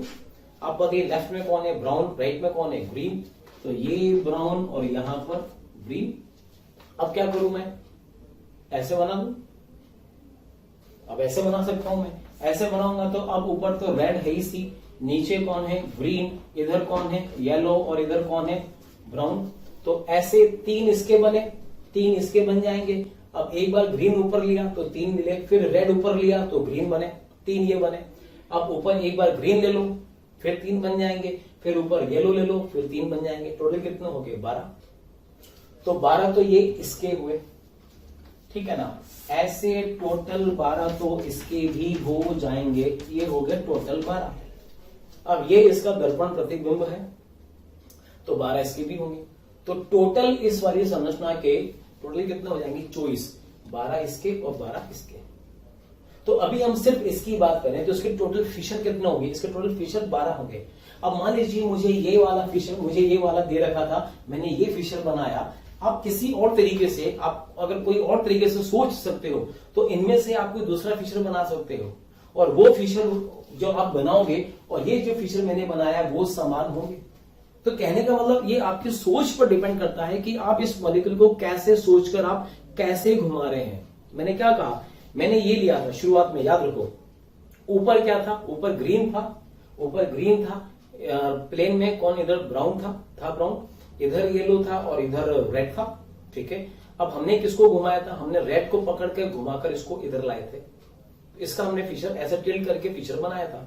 क्या जरूरी है कि मैं रेड को ऐसे घुमाऊं? ना, ये भी हो सकता है, ये भी हो सकता है कि मैं इसको पकड़ के ना घुमाऊं, मैं यहां पर क्या करूं? इस वाले ब्राउन को घुमाकर मैं इधर ले आऊं, ये लो इधर ले आया, ऐसे ले आया, इसका और टिल्ट कर दो, इसका भी फीचर बन जाएगा। तो पहले वाला फीचर और ये फीचर सेम होंगे। ऐसे घुमा के ले आओ, इसका फीचर बना दो, ये भी बन जाएगा, सेम वही फीचर होगा। तो डिपेंड करता है कि आप किस हद तक सोच सकते हो इस मॉलिक्यूल को, 3D के अंदर इसको कितना विजुअलाइज कर सकते हो। तो जितना आप विजुअलाइज कर पाओगे आप उतने ही इसके फीचर बना सकते हो और सब आपस में समान होंगे। आई बात समझ? अब देखो एक चीज और समझना, इसके कुल इसके कितने फीचर होंगे? 12। अब मैं यहां पर इसी का मिरर इमेज लेकर आ रहा हूं। ये मैं इसका एक मिरर इमेज लेकर आया, ये देखो सेम मिरर इमेज, बीच में मिरर मान लो, ये मान लिया। डियर स्टूडेंट्स, अगर आपको हमारी वीडियोस पसंद आ रहे हैं तो इन्हें आप ज़रूर लाइक करें और शेयर करें, ताकि और भी जितने ज़रूरतमंद स्टूडेंट्स हैं उन तक भी ये वीडियोस पहुँचें। ठीक है। और एक चीज़ मैं आपसे और कहना चाहूँगा कि आपके इसी प्यार और स्नेह के कारण हमारी पूरी मोशन की टीम बहुत ही मोटिवेटेड है फ्यूचर में आपको बहुत ही अच्छे क्वालिटी के कंटेंट प्रोवाइड करने की। ठीक है, देखो ग्रीन का मिरर इमेज ग्रीन, रेड का मिरर इमेज रेड, येलो का मिरर इमेज येलो और ब्राउन का मिरर इमेज ब्राउन। बिल्कुल परफेक्ट मिरर इमेज है। और ये यौगिक प्रकाश सक्रिय है, ये इसका दर्पण प्रतिबिंब है, तो दोनों का युग्म क्या कहलाएगा? एनेंशियोमर, प्रतिबिंब समावेदी। अगर ये डेक्स्ट्रो है तो ये लिवो है।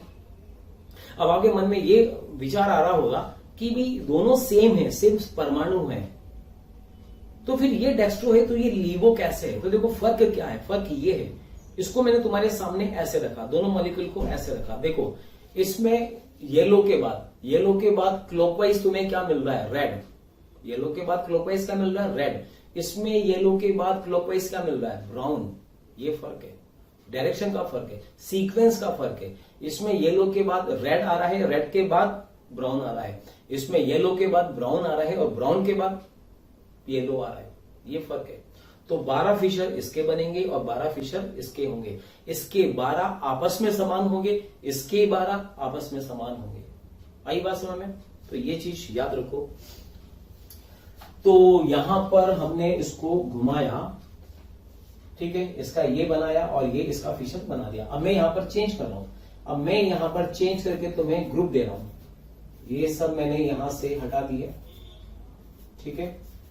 अब ग्रुप ये हो सकता है, हमें यहां पर दे रखा हो CH डबल बॉन्ड O, यहां पर H, यहां CH3 और यहां पर OH, ये दे रखा हो। अब कहा जाए फिशर बनाओ, तो बताइए किसको पकड़े? यहां पर हमने CHO को पकड़ा, CHO पकड़ के ये दोनों हॉरिजॉन्टल प्लेन में थे, एक अबव था एक बिलो था, पकड़ के इसको ऐसे घुमाए कि ये CH3 अबव से घूमता हुआ इधर आ जाए और ये OH बिलो से अबव आ जाए। तो क्या बनेगा? यहां बनेगा CHO, नीचे कौन आ जाएगा? नीचे कौन होगा? H, और ये घूमकर इधर आ जाएगा लेफ्ट में, यहां मिलेगा CH3 और यहां पे होगा OH। ठीक है, बस अब इसका फीचर बना सकते हैं। यहां पर क्या बनाएंगे फीचर?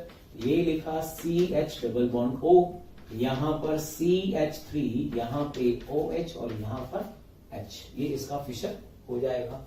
इसी प्रकार से अब और देखो, यहां C डबल OH दे रखा है, यहां H, यहां OH और यहां पर CH2OH ऐसे दे रखा है।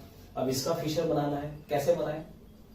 तो अब सोचो, मुझे यहां पर हॉरिजॉन्टली तो अबव होने चाहिए, वर्टिकल वाले बिलो होने चाहिए।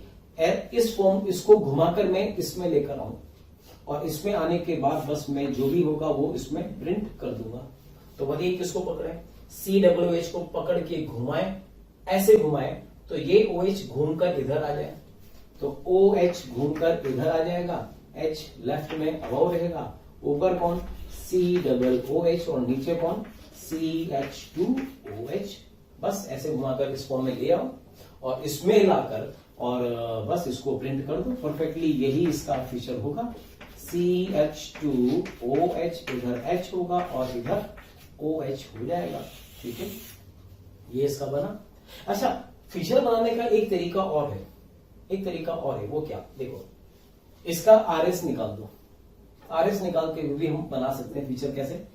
RS के लिए क्या करेंगे? OH को मैंने नंबर 1 दिया, H को मैंने नंबर 4 दिया। ठीक है, इसको चलो ब्लू कलर से लिख लेते हैं हम लोग।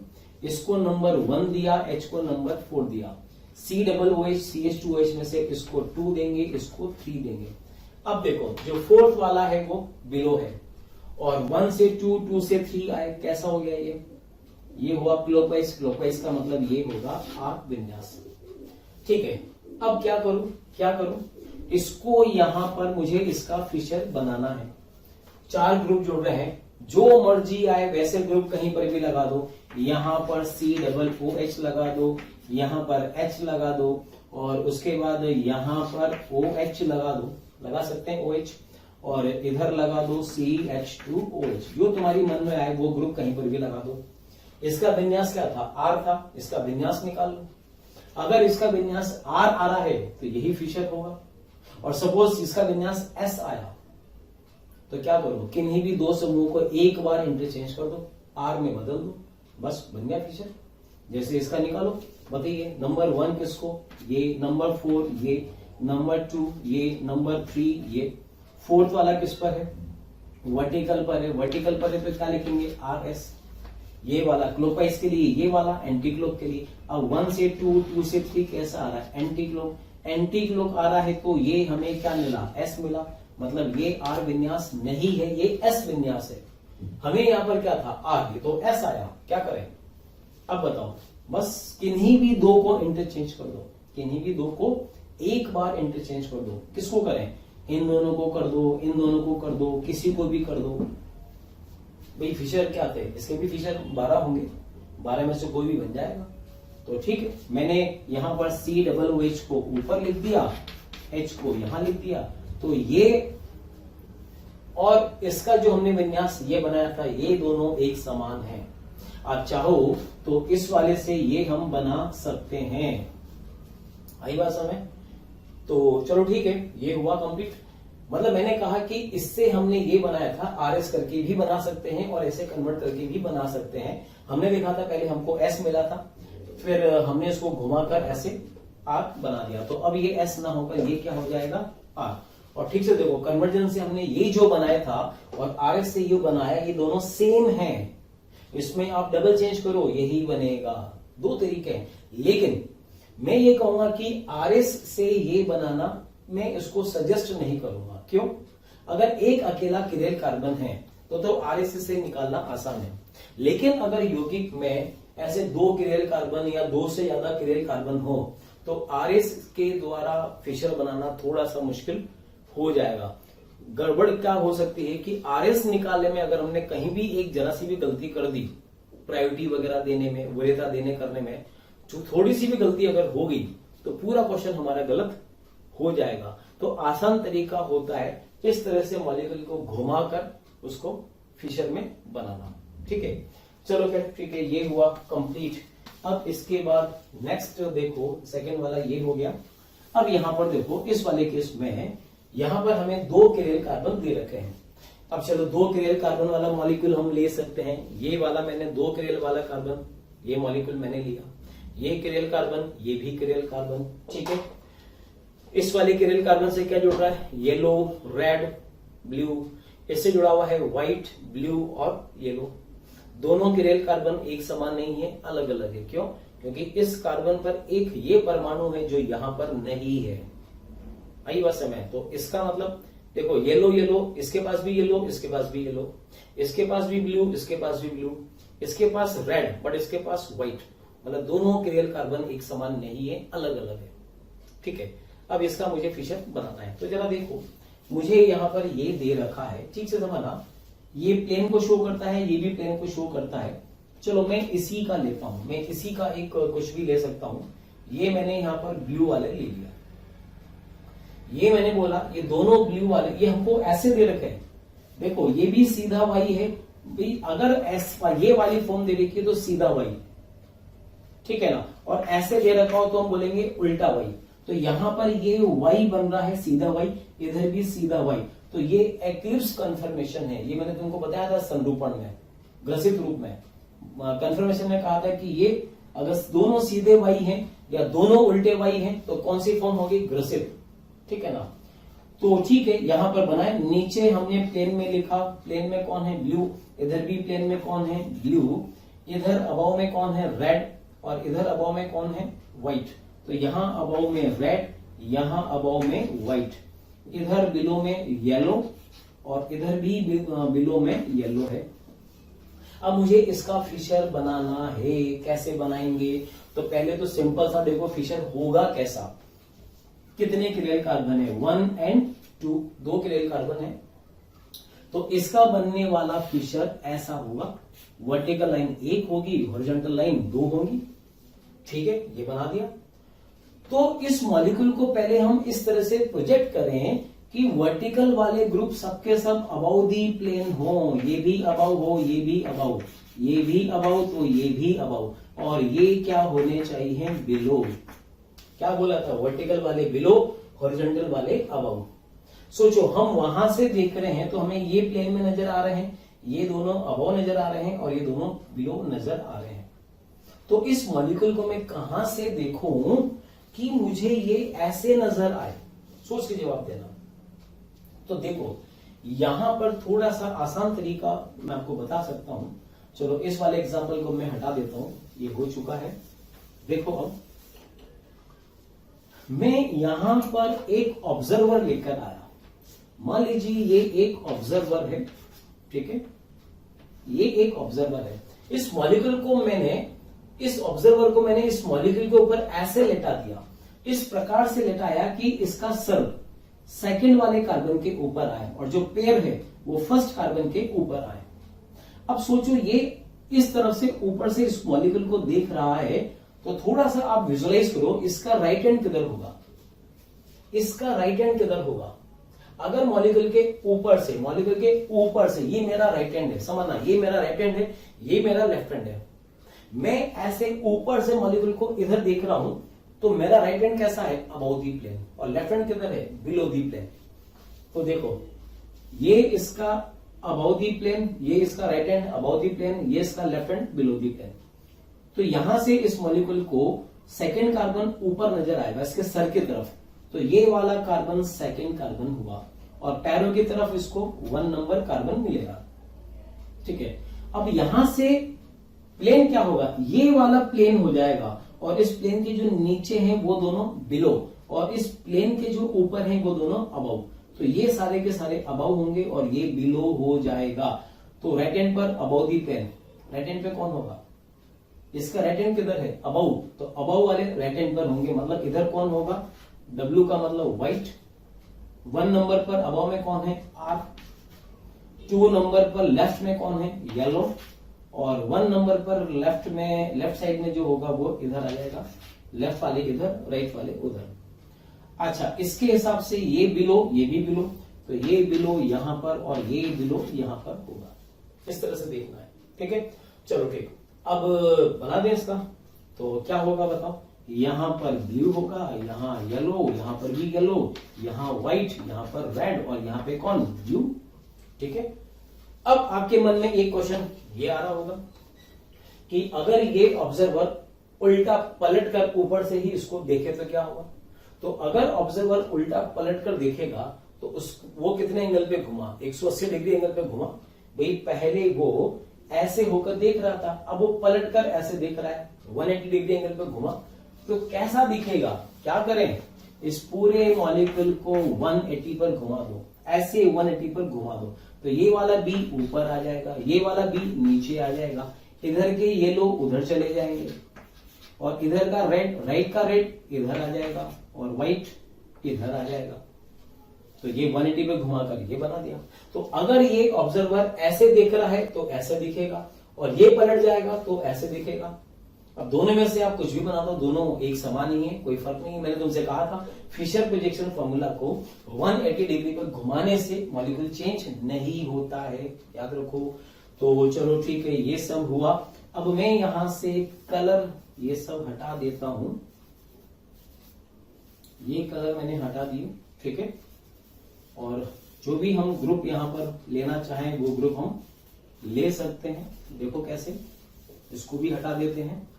यहां पे हमने लिया CHO, यहां लिखा CH3, यहां लिखा HOH, यहां लिखा D और यहां लिखा Cl, 2 किरेल कार्बन यहां से दिख रहा है।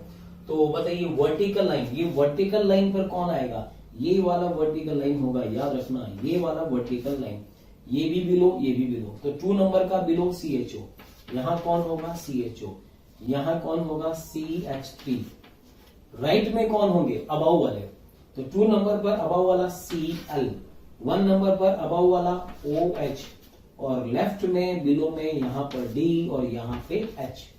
अब देखो परफेक्टली हॉरिजॉन्टल वाले अबव, ये भी अबव और ये दोनों वर्टिकल, बस इसी को छाप दो, प्रिंट कर दो, CHO CH3, यहां पर D, यहां Cl, यहां पर H, यहां पे OH, बस इसका ये फिशर होगा। अब इसमें देखो, इसमें कैसे करें, यहां पर मान लीजिए हमको दे रखा है CH3, यहां लिखा है COOH, यहां लिखा है HBr और यहां लिखा है HOH। अब बताओ इसका फिशर बनाना है, कैसे बनाएंगे सोचो। तो इसके फिशर, इसका फिशर कैसा बनेगा, इसका भी फिशर यहां पर ऐसे ही बनेगा। देखो वर्टिकल लाइन 1 2 हॉरिजॉन्टल लाइन, ठीक है। ये कायरल नंबर 1, ये कायरल नंबर 2। भाई ऑब्जर्वर सोचो, ऑब्जर्वर यहां पर कैसे देखे कि ये मॉलिक्यूल उसको इस तरह से नजर आए, ठीक है, प्लस उसका राइट अबव दी प्लेन हो, ये भी जरूरी है, उसका right hand above the plane होना चाहिए। तो यहां पर इसको मैं ऐसे बना सकता हूं, ये मॉलिक्यूल के नीचे से देख रहा है इस प्रकार से, मतलब मॉलिक्यूल नीचे लेट गया, लेटने के बाद ये कायरल नंबर 1 नंबर कायरल जो है ये इसके सर की तरफ है और 2 नंबर कायरल इसके पैरों की तरफ है, ठीक है। तो बताइए कैसा नजर आएगा इसको, यहां पर ये मैंने अबव, ये भी अबव, ये अबव, ये भी अबव, ये मैंने बिलो लिखा, ये मैंने बिलो करा। तो सोचो इसका right hand above the plane है, तो राइट में वही लिखेंगे जो अबव दी प्लेन होंगे। तो बताइए इसके हिसाब से 1 नंबर कार्बन, ये 1 नंबर कार्बन सर की तरफ और ये 2 नंबर कार्बन पैरों की तरफ। तो 1 नंबर पर अबव में राइट में कौन है H, लेफ्ट में कौन OH, इधर 2 नंबर पर राइट में Br और लेफ्ट में H, ऐसे होगा, ठीक है। अच्छा जी, अब बिलो में कौन आएगा, तो 2 और सर की तरफ कौन सा कार्बन है 1 नंबर पर CH3 हो जाएगा बिलो और ये COOH हो जाएगा अबव। देखो दोनों अबव दी प्लेन, ये भी अबव दी प्लेन, ये दोनों बिलो दी प्लेन। तो बस इसी को प्रिंट यहां पर कर देंगे। तो ये लिखा CH3 COOH OH H HBr, ठीक है। हो सकता है कि तुम्हारे लिए थोड़ा सा कंफ्यूजिंग हो, क्योंकि ऑब्जर्वर बंद कर उस मॉलिक्यूल को सोचना करना थोड़ा सा मुश्किल हो सकता है, लेकिन एक ट्रिक मैं तुमको इसमें दे सकता हूं। ट्रिक ये है, आसान सा हो सकता है वो तुम्हारे लिए बिल्कुल। वो क्या है, देखो जैसे मैं एक Y बनाऊं, अगर Y सीधा Y है तो वर्टिकल लाइन ये है, नीचे आ रही है डायरेक्शन ये दे दो। उल्टा Y तुमको दे रखा है तो वर्टिकल लाइन ये है, ऊपर जा रही है, ऐसे देखो। सुनना, ये इस पहले लेफ्ट वाले कार्बन पर देखो, लेफ्ट वाले कार्बन का Y का ये वाला लाइन नीचे की तरफ जा रहा है। इसका मतलब ये है कि ये वाला जो नंबर 1 कार्बन है वो नंबर 1 कार्बन नीचे बनाएंगे और इधर वाले कार्बन को ऊपर बना देंगे। ये नंबर 1 कार्बन, ये नंबर 2 कार्बन बना दिया। और जो अबव दी प्लेन वाले ग्रुप हैं उनको राइट में लिख देंगे और बिलो दी प्लेन वाले ग्रुप को लेफ्ट में लिख देंगे। बस ये ट्रिक है। इसमें देखो, इसमें ये लेफ्ट कार्बन का, राइट वाले कार्बन से ट्रिक नहीं बनेगा, लेफ्ट वाले कार्बन का ट्रिक बनेगा। क्या ट्रिक है, इस वाले कार्बन पर देखो कौन सा Y मिल रहा है, सीधा Y या उल्टा Y। तो यहां पर देखेंगे हमें इसमें उल्टा Y मिल रहा है, तो इसकी वर्टिकल लाइन ये रही, किधर जा रही है, ऊपर जा रही है। इसका मतलब 1 नंबर कार्बन ऊपर वाला होगा और इधर वाला कार्बन नीचे वाला कार्बन होगा। बस ये बना दिया। अब जो अबव दी प्लेन थे, जो अबव दी प्लेन वाले थे उनको राइट में लिख दो, बिलो दी प्लेन वालों को बिलो साइड में लेफ्ट में लिख दो, और जो स्ट्रेट लाइन पर थे इस पर उनको हम वर्टिकल लाइन पर लिख देंगे। दैट्स ऑल, और कुछ नहीं करना है इसमें, ठीक है। चलो अब एक यहां पर एग्जाम्पल नंबर 4 हमें दे रखा है। इस एग्जाम्पल नंबर 4 में हमें मान लीजिए यहां लिखा हुआ है CH3, यहां पर HCl, यहां पर लिखा हुआ है C2H5, यहां पर H और यहां पर OH, ये हमें दे रखा है। इसका हमें फिशर बनाना है। कैसे बनाएंगे देखो, अब देखो क्या होगा। अब यहां पर ठीक से देखो, पहले तो ये वाला जो फॉर्मेट है इसमें यहां पर ये उल्टा वाई बन रहा है यार। वाई का मतलब तो ये होता है, पर अगर सपोज वाई इस फॉर्म में भी आ रहा हो तो इसको भी हम उल्टा वाई मानेंगे, याद रखना, ठीक है ना। तो यहां पर ये वाई उल्टा वाई और ये वाला वाई सीधा वाई। तो मैंने तुमसे क्या बोला था कि अगर दोनों अपोजिट वाई हैं, एक सीधा एक उल्टा या एक उल्टा एक सीधा, तो वो स्ट्रेगर्ड फॉर्म होगी और स्ट्रेगर्ड फॉर्म का कभी भी फिशर नहीं बनता है। तो पहले क्या करें, इसको हम घुमाकर पहले क्या करें, एक्लिप्स में लेकर आए, ग्रसित में लेकर आए। कैसे लेकर आएंगे, देखो किसको घुमाएं ये भी समझना। यहां पर चलो ये वाला सीधा वाई और ये उल्टा वाई, क्या करें, या तो दोनों सीधे वाई कर दो या दोनों उल्टे वाई कर दो। क्या आसान हमारे लिए, दोनों ही बराबर है। चलो ठीक है, हमने मान लिया कि ये सीधा वाई जो है इसको तो सीधा ही रहने दो, इसमें तो कोई हम कुछ भी ना करें। इसको ऐसे रखा, यहां OH रखा। अब इसको क्या करो, इस वाले को घुमा दो। कैसे घुमाए, इस वाले को 180 पे घुमा दो, टोटल 180 पे घुमा दो, तो सीधा वही बन जाएगा। ये वाला नीचे आ जाएगा, ये अबव वाला घूमकर 180 पर ऊपर बिलो चला जाएगा और H वाला रोटेट होकर 180 पर अबव हो जाएगा। तो यहां पर ये कुछ ऐसा हमें मिलेगा। ये CS3 प्लेन में ऊपर है, 180 पे घूमने के बाद प्लेन में नीचे आ जाएगा। CL इधर अबाउ दी प्लेन है, इधर घूमने के बाद बिलो में चला जाएगा CL, और ये वाला H जो बिलो है ये घूमकर इधर राइट में आ जाएगा। ठीक है, ये हमने बना दिया। ठीक है, अब जरा देखो ये कौन सी फॉर्म होगी, एक्लिप्स फॉर्म होगी। बस एक्लिप्स बन गई है तो अब इसका फिशर बना दो। तो यहां पर डायरेक्टली हम फिशर ऐसे बना सकते हैं, vertical line and 2 horizontal line. ठीक है, ये chiral carbon number 1, chiral carbon number 2।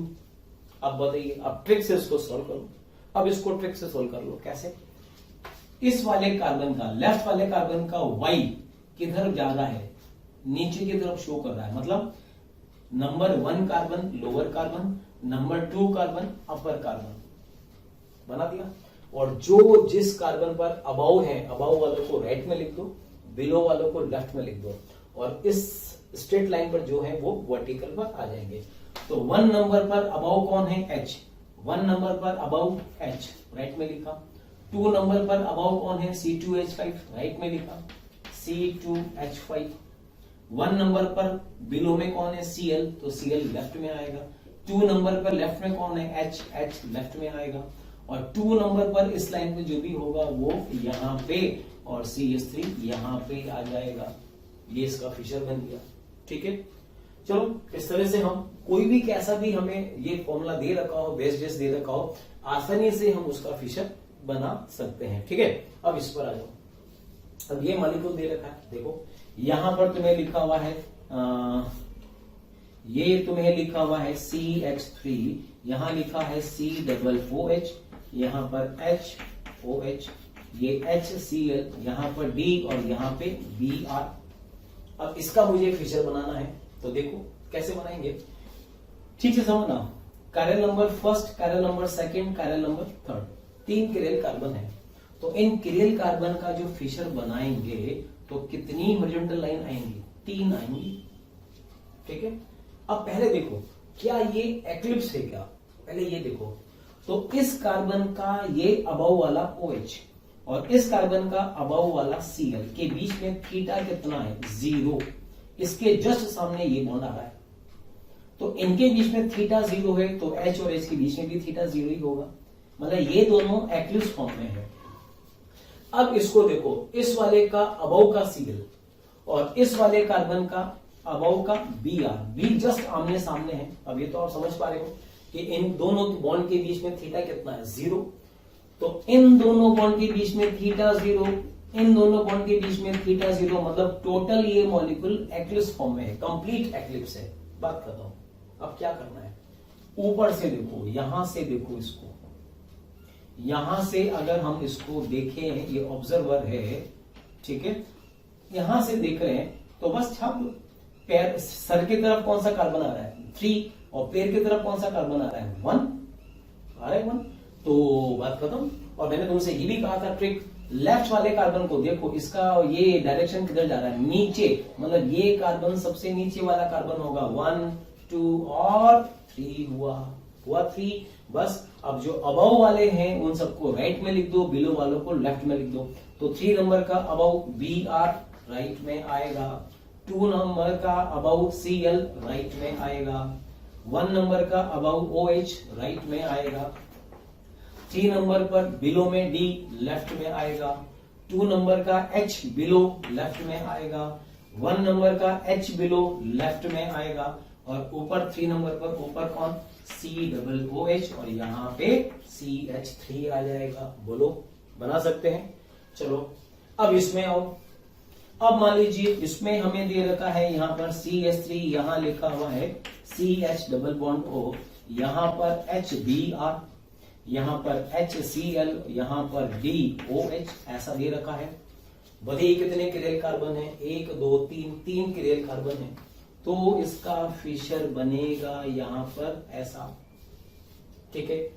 लेकिन एक गड़बड़ है इसमें। गड़बड़ क्या है, देखो ये वाला Cl इस OH के तो जस्ट आमने सामने है, मतलब ये दोनों तो एक्लिप्स है, लेकिन ये और ये दोनों स्ट्रेगर्ड है, ये और ये दोनों स्ट्रेगर्ड फॉर्म में है। क्यों भाई, इस कार्बन का ये वाला जो बॉन्ड है, ये वाला बॉन्ड इन दोनों बॉन्ड के बीच में से आ रहा है, या फिर ये वाला बॉन्ड इन दोनों बॉन्ड के बीच में से आ रहा है। तो यहाँ तो थीटा 60 आ रहा है, तो ये तो स्ट्रेगर्ड फॉर्म हुआ, और स्ट्रेगर्ड फॉर्म का फिशर नहीं बनता है। तो क्या करें, इस वाले कार्बन को पहले ऊपर लेकर आए, घुमा दें ऊपर।